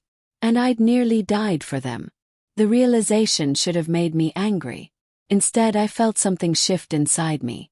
Something hardening. Crystallizing. I'd spent my whole life being kind to people who didn't deserve it. Being compassionate to those who saw it as weakness. Putting others first while they put themselves first harder. And where had it gotten me? Betrayed. Abandoned. Used as leverage. Maybe Ryan's world, brutal as it was, had one thing right. Loyalty mattered. Actions had consequences. And compassion without wisdom was just another way to get hurt. We need to go, Ryan said gently. He nodded. Let him guide me through the building, past the bodies and blood and evidence of violence done in my name. Outside, more vehicles waited. Ryan's men regrouping. I saw the one who'd been injured being loaded into an ambulance, conscious and alert. Relief flooded through me. "He'll be fine," Ryan murmured. "They all will be." We drove back to the mansion in silence. I sat pressed against Ryan's side, his arm around me, both of us too wrung out for words. Back home, Catherine was waiting with a first aid kit and warm concern. She cleaned the cut on my head, the bruises forming on my wrists, the scrapes I didn't remember getting. "You're very brave," she said softly. "I'm very stupid," I corrected. "Sometimes those are the same thing." Ryan appeared after she left, freshly showered, the blood and grime washed away. But the exhaustion remained, etched into every line of his face. "You should rest," he said. "So should you. I have calls to make. Damage control. The Callahan situation needs." "Ryan." I stood, moving toward him. "Can wait a few hours. Please. Stay." He looked at me for a long moment, then nodded. We ended up in my room, on the bed, fully clothed, just lying beside each other in the darkness. His hand found mine. Our fingers laced together. "I keep thinking about what Katerina said," I admitted. "That loving me will destroy you. Katerina is a fool." "Is she? Look at what happened tonight." "Tonight happened because the Callahan family is desperate and overreaching. It would have happened regardless. They've been looking for an opening for months. You didn't create the vulnerability. You just became a visible target." He rolled onto his side, facing me. "But here's what she got wrong. You don't make me weak. You make me focused. Give me something to protect beyond money and power and reputation. That's just another kind of weakness. No. It's purpose." His hand came up to cup my cheek. "I've spent years building an empire, accumulating power, making people fear me. And it was all meaningless. Just motion without direction. But you, Annie, you give it meaning. You're the reason I want to build something better. Something that lasts. You've known me for 3 days. I've loved you for 3 years." He said it simply, like stating a fact. "The coffee shop. I watched you apologize to me with such genuine distress, and I thought, there's a good person. Someone kind in a world that's not. I wanted to know you, protect you, be worthy of someone like you." Tears burned my eyes. "I'm not that good. Tonight proved it. I was willing to let your men risk their lives, spend your money, compromise your position, all for 2 people who never cared about me. That is good. Misguided maybe, but good. You couldn't live with their deaths on your conscience. That's not weakness. That's humanity. That's the part of you I need. The part that remembers there are lines that shouldn't be crossed. Your world doesn't allow for those lines. My world is what we make it." He leaned closer. "Stay with me. Not because you're trapped or afraid or feel obligated, but because you want to. Because you see the possibility of what we could build together. An empire, yes, but one with honor, with rules, with someone at my side who reminds me why any of it matters. And if I can't do it, if I break under the pressure, then I'll catch you, every single time. That's what partners do. Partners. Not boss and subordinate. Not criminal and captive. Partners." I looked at him in the darkness. This dangerous man who'd walked into my disaster of a wedding and offered me an escape. Who'd given me choices when I felt powerless. Who'd risked everything tonight because I asked him to. Who loved me despite knowing me for only days. Or maybe because he'd been watching, hoping, waiting for 3 years. "I want to stay," I said quietly. But the woman who walked into that cathedral 3 days ago, the careful, people-pleasing, endlessly compassionate Annie, she can't survive in your world. "I know. So she has to die." Understanding flickered in his eyes. "And who takes her place? Someone stronger. Someone who understands that compassion needs to be earned. That loyalty is a 2-way street. That sometimes the right choice is the hard one, the cold one, the one that keeps the people who matter safe." I took a shaky breath. Someone who can stand beside you. Not behind you. Not hidden away. Beside you. That's the woman I see already, Ryan said. The one who stood up to a room full of reporters and demanded respect. Who faced down a kidnapping without breaking. Who's lying here now, processing trauma and making strategic decisions about who she needs to become. That woman scares me. Good. You should. Transformation is terrifying. His thumb brushed my cheek. But I'll be here through all of it. When you're strong and when you're scared. When you know exactly who you are and when you're still figuring it out. Kissed him. Not the soft kiss from the cathedral or the desperate one before the warehouse raid. This was a promise. Commitment. A choice made with full knowledge of what it meant. When we broke apart, he was smiling. Really smiling, not the sharp, dangerous expression he showed the world. There's something I need to tell you, I said. About tonight. About what I learned. Tell me. I heard them talking, the Callahan people. Before you arrived. They mentioned a name. Someone in your organization feeding them information. Someone who told them about the wedding, about me, about how to use me against you. Ryan went very still. Who? I don't know. I only heard them call them the Sparrow. Do you know who that is? His expression turned to stone. Yes. I know exactly who that is. Who? Someone very close. Someone I trusted. He sat up, reaching for his phone. Someone who's about to learn what happens when you betray the Martins family. Ryan, wait. I grabbed his hand. Don't act on this now. You're exhausted. Angry. Make the decision tomorrow when you're thinking clearly. He looked at me. Then slowly he set down the phone. You're right. Tomorrow. He lay back down, pulling me against his chest. You're already making me better. Keeping me from impulsive reactions. Someone has to. We lay there in the darkness, two people who'd been strangers days ago, bound together by vows and violence and something that was starting to feel dangerously like love. Outside the room, I knew Ryan's empire continued. Calls were being made. Plans were forming. The war with the Callahan family was just beginning. But in that moment in that room there was just us. Just the steady rhythm of his heartbeat. Just the warmth of his arms around me. Just the quiet knowledge that whatever came next, we'd face it together. The old Annie had died tonight in that factory, staring down the consequences of misplaced compassion. What rose in her place was someone new. Someone harder. Someone who understood that in Ryan's world, in our world now, survival meant being smarter than your enemies. And I was a very fast learner. Tomorrow we'd start the real fight. Tomorrow we'd go after the Callahan family and the traitor in our midst. Tomorrow we'd show the city what happened when you threatened the Martins family. But tonight I let myself be held. Let myself feel safe. Let myself hope that the choice I'd made in that cathedral might actually lead somewhere worth going. Even if the path was paved with blood and danger and impossible odds. Especially then.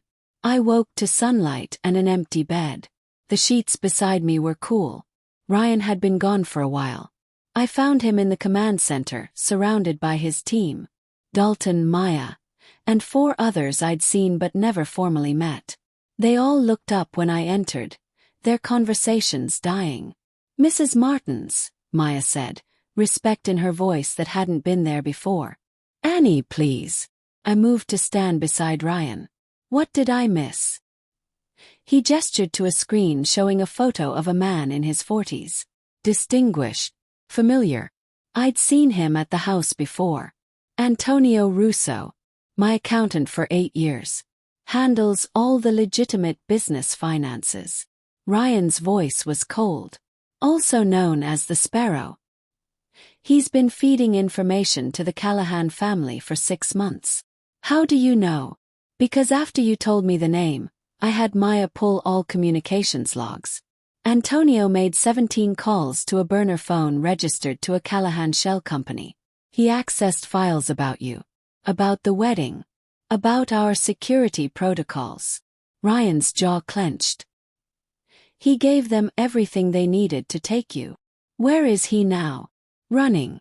He cleared out his apartment 3 hours ago. Probably thinks he can disappear before we find him. Can he? Asked.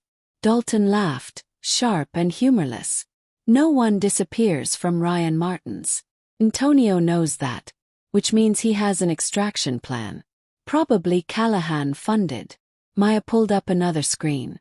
Private airfield 40 minutes outside the city. Single flight scheduled for noon today. Destination Moscow. No passenger manifest filed, which is illegal but not uncommon for private charters.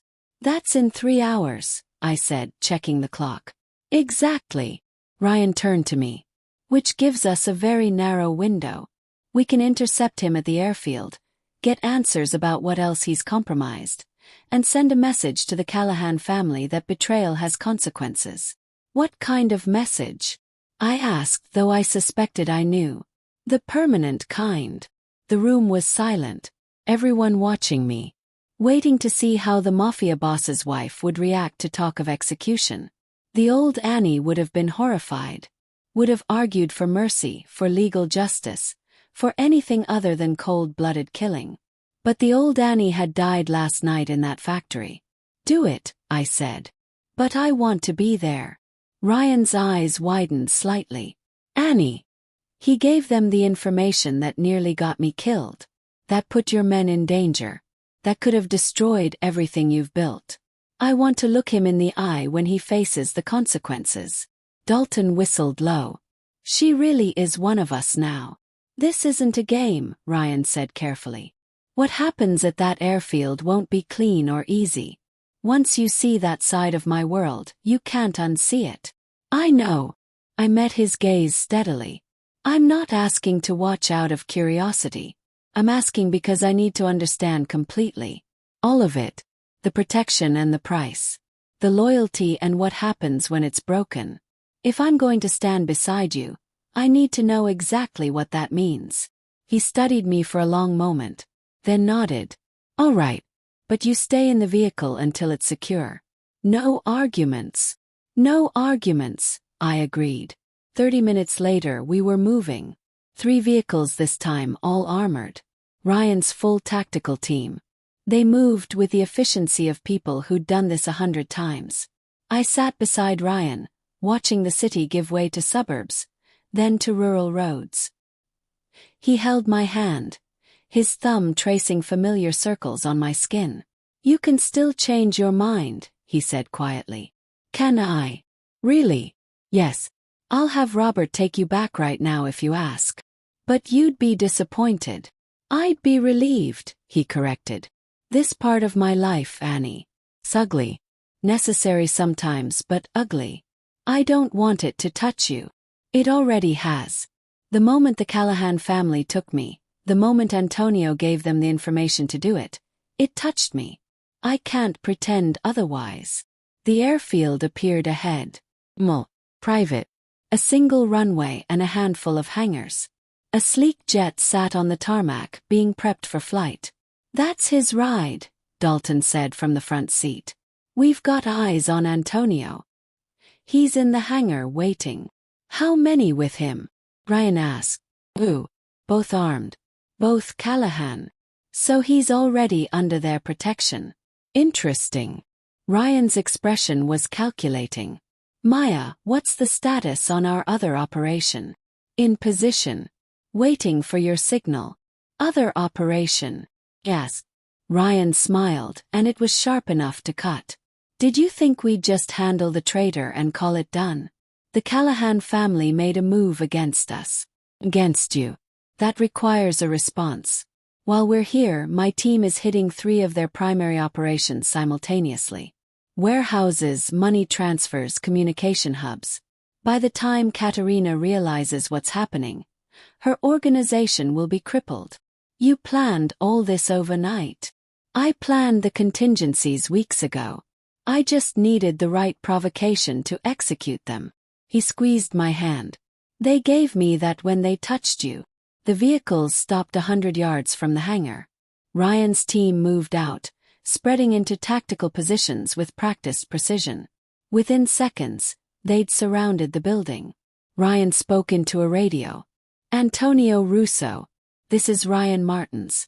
You have 30 seconds to come out. After that we come in and it gets messy. Silence. Then a voice over a speaker system. Ryan. I was wondering when you'd figure it out. Antonio sounded calm. Come. I assume the Sparrow code name gave me away. That and the 17 phone calls to Callahan numbers. You got sloppy, Antonio. Or maybe I wanted you to find out. Maybe this was always the endgame. Ryan's expression darkened. What are you talking about? I'm talking about leverage. I'm talking about insurance. I'm talking about the fact that I've been skimming from your accounts for 6 months, and I have documentation proving you knew about it. Documentation that will go to the FBI if anything happens to me. You're bluffing. Am I? Check your offshore accounts. The ones in the Cayman Islands. You'll find they're significantly lighter than they should be. 20 million lighter to be exact. Maya was already typing furiously on a tablet. Her face went pale. Boss, he's right. The accounts have been drained. I don't know how I missed it. Because I'm better at this than you, Antonio called out. I've been doing this since before you were born, Maya. Did you really think I couldn't hide my tracks? Ryan's hand tightened on his weapon. You have 10 seconds to return that money and destroy whatever false documentation you created. Or what? You'll kill me. Then the documents go public. The FBI will have everything they need to dismantle your empire. You'll spend the rest of your life in prison. And your pretty new wife. She'll be implicated too.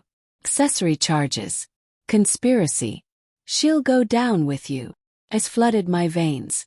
This was worse than a simple betrayal. This was a trap with teeth. What do you want? Ryan asked. Safe passage. The money I've already taken. And a guarantee that neither you nor the Callahan family will ever come after me. Antonio's voice was smug. Agree to those terms, and the documentation disappears. Refuse, and everyone loses. Dalton swore viciously. He's got us. If those documents are real, if they can tie you to knowledge of embezzlement, the feds will use it as leverage for everything else. So we let him go. Ryan's voice was dangerously quiet. Let him steal from us, betray us, put Annie in danger, and just walk away. Unless you have a better option, Antonio called. Clock's ticking, Ryan. My flight leaves in 90 minutes. Decide. I looked at Ryan. Saw the fury and frustration warring on his face. Saw him trapped between impossible choices. Let the traitor escape or risk everything he'd built. Then I remembered something. A detail from last night.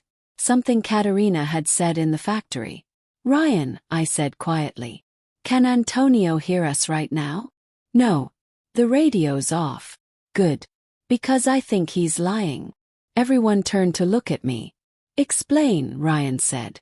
Last night when Katerina had me, she was gloating. Talking about how they'd been planning this for months. How they'd positioned assets.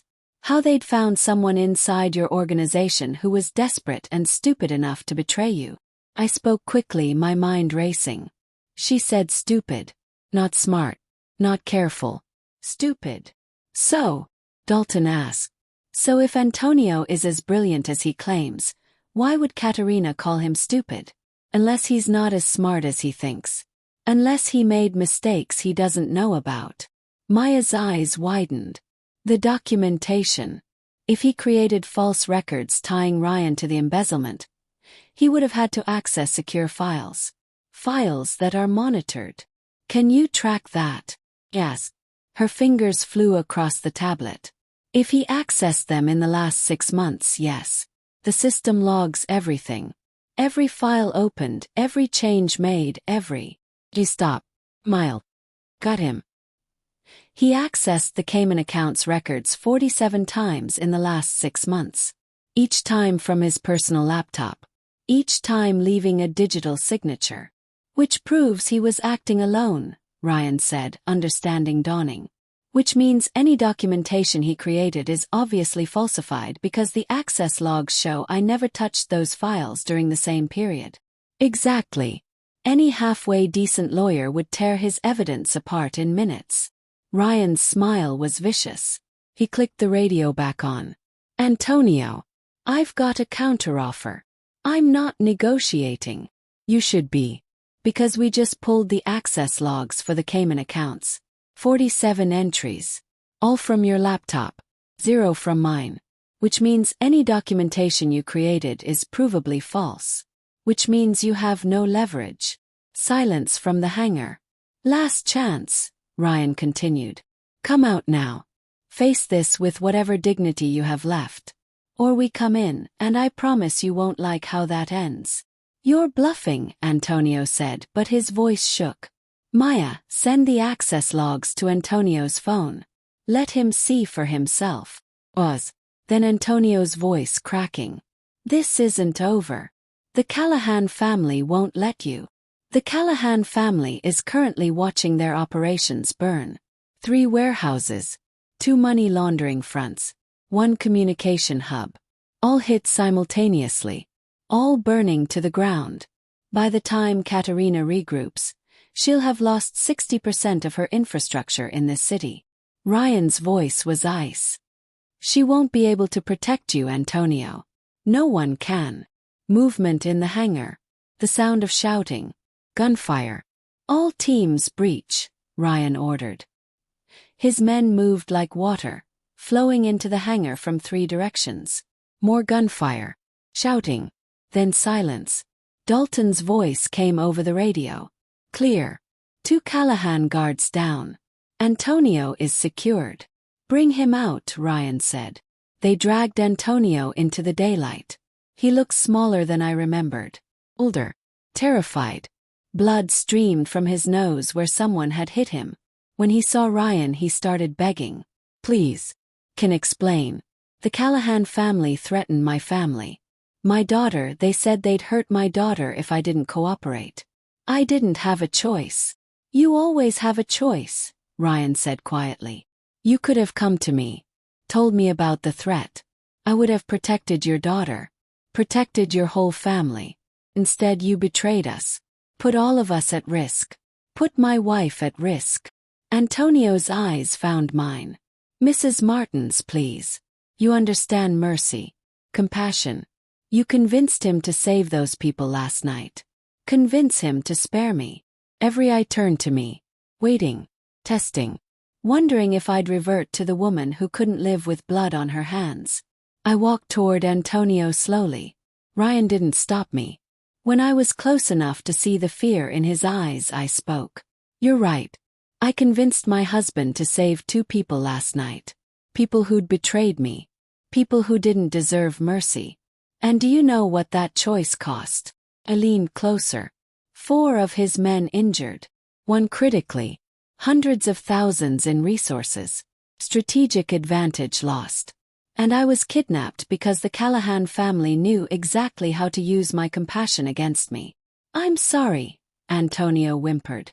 You're not sorry. Or caught. There's a difference. I straightened.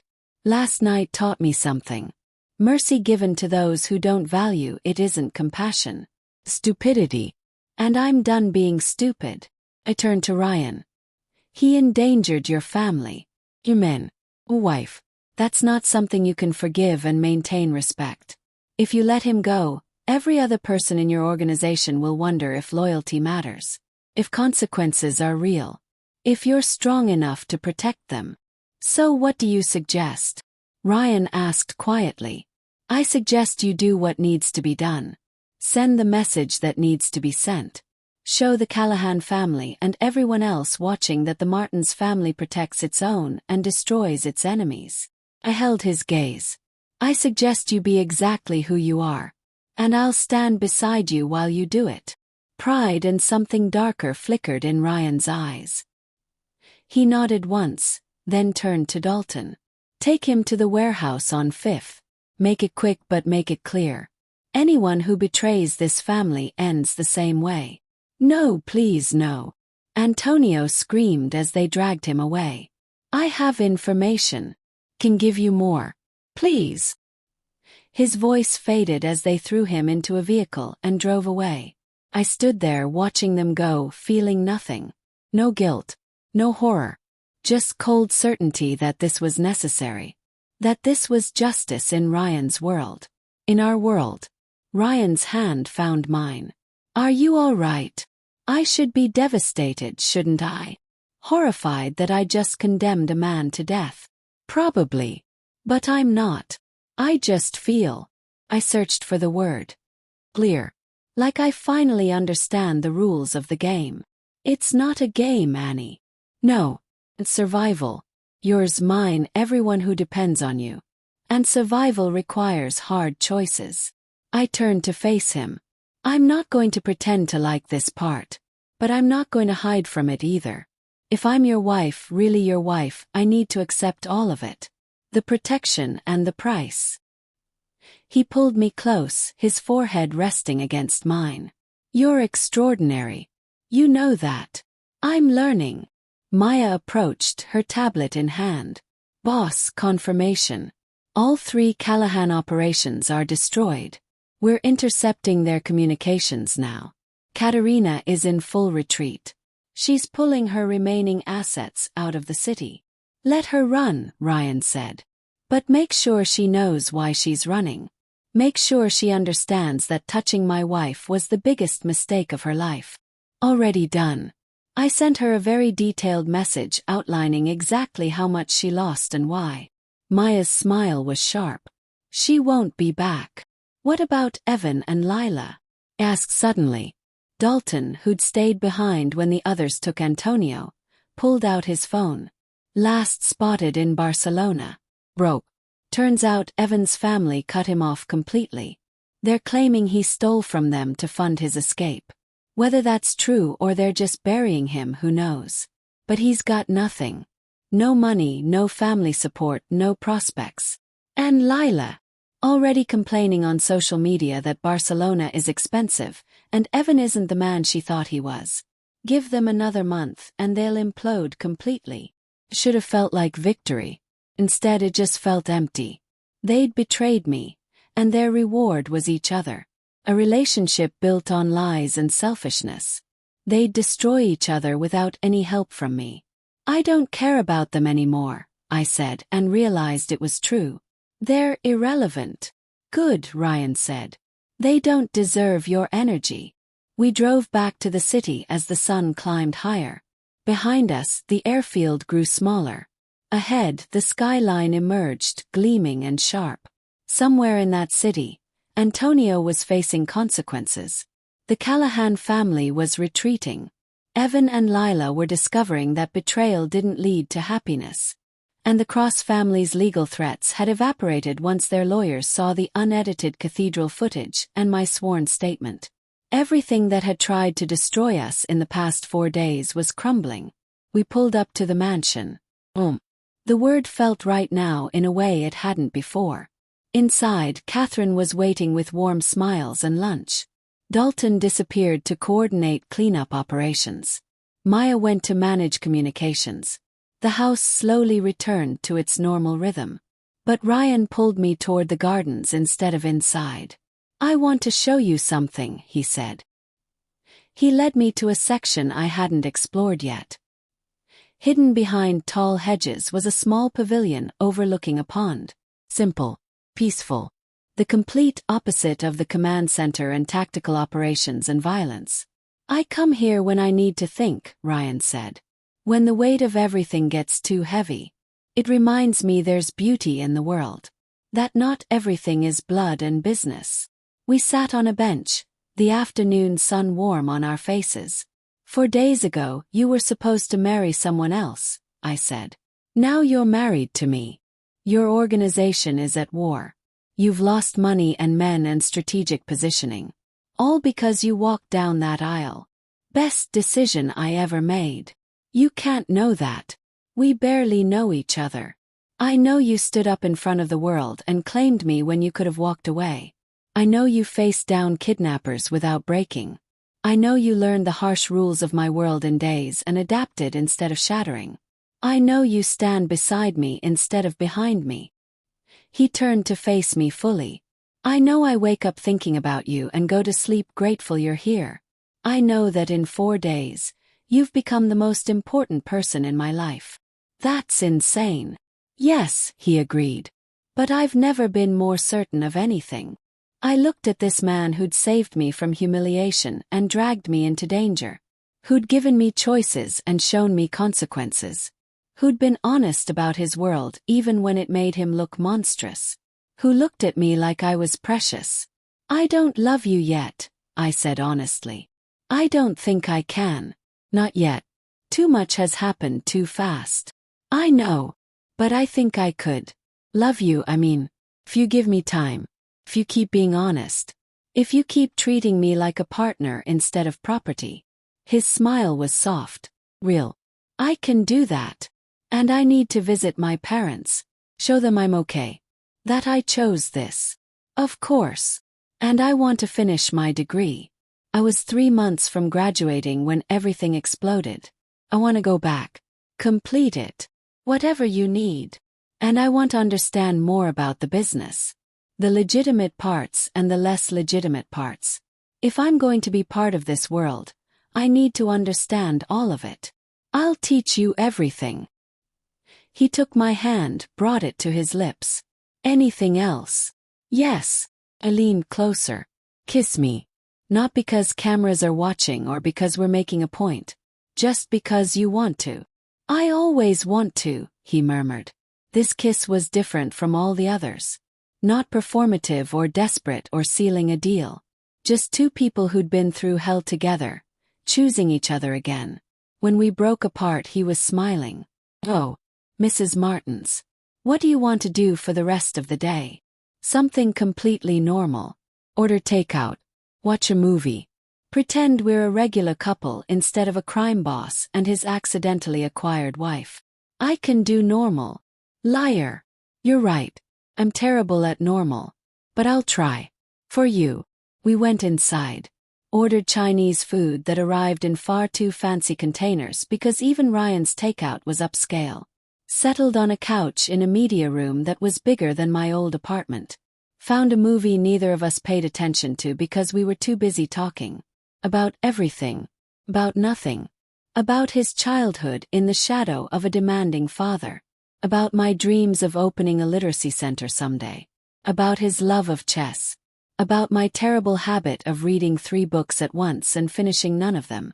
Normal conversation. Normal moments. The kind of getting to know each other that usually happened before marriage, not after. As the sun set outside, painting the room in golden light, I realized something. I was happy. Despite everything. Despite the violence and danger and impossible circumstances. Despite being married to a man I'd known for 4 days. Despite the fact that my life had become something I'd never imagined. I was happy. What are you thinking? Ryan asked, noticing my expression. That 4 days ago I thought my life was over. That I'd lost everything. That I'd never recover from the humiliation. And now I think maybe it was just beginning. That I had to lose everything I thought I wanted to find what I actually needed. Which is someone who sees me. Really sees me. Not the careful, people-pleasing version I show the world. But the messy, complicated, occasionally ruthless version underneath. I met his eyes. You see all of me. Even the parts I'm just discovering. And you're not scared of them. I'm not scared of anything about you, he said. I'm in awe of you. That's the same thing Dalton said. That I have spine. You have more than spine.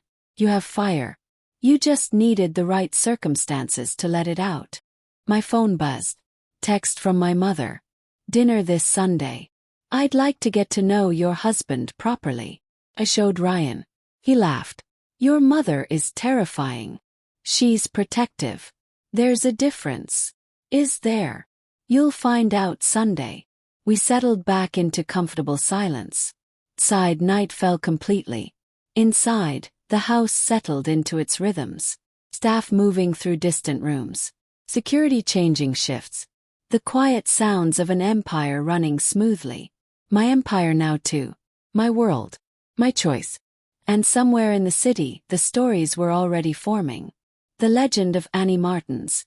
the bride who was abandoned and saved in the same day, who married a mafia boss in front of 300 witnesses, who faced down kidnappers and emerged stronger. Let them talk. Let them speculate. Let them build their legends. I knew the truth. I'd walked into a cathedral expecting one future and walked out with something completely different. Something dangerous and unpredictable and probably insane. But also something real. Something chosen. Something that was entirely, terrifyingly, beautifully mine. For days. That's all it had taken to die and be reborn. And as I sat there beside Ryan, his hand in mine, our futures tangled together in ways neither of us had planned, I thought about that coffee shop 3 years ago. About a clumsy collision and spilled coffee and apologies that had somehow led us here. Full circle. From strangers to husband and wife. From separate worlds to one shared empire. "Hey," I said softly. "Want to hear something crazy?" "Always. I think I'm exactly where I'm supposed to be." Ryan's smile was radiant. "So am I." Outside, the city glittered with lights and possibilities and threats we'd faced together. Inside, for this moment, there was just us. Just the quiet understanding that sometimes the worst day of your life can become the doorway to the best one. Sometimes the groom running away is the universe making room for the right person to walk in. And sometimes, just sometimes, marrying a stranger in a moment of desperation turns out to be the bravest, smartest, most perfectly imperfect decision you could ever make. For days. One impossible marriage. And a lifetime of possibilities stretching ahead. I was ready for all of it. Thank you so much for joining Annie and Ryan on this journey, my wonderful friend. I hope this story touched your heart. Please let me know what you thought in the comments below. And don't forget to subscribe for more emotional stories. Until next time, remember that sometimes the worst moments lead us exactly where we need to be.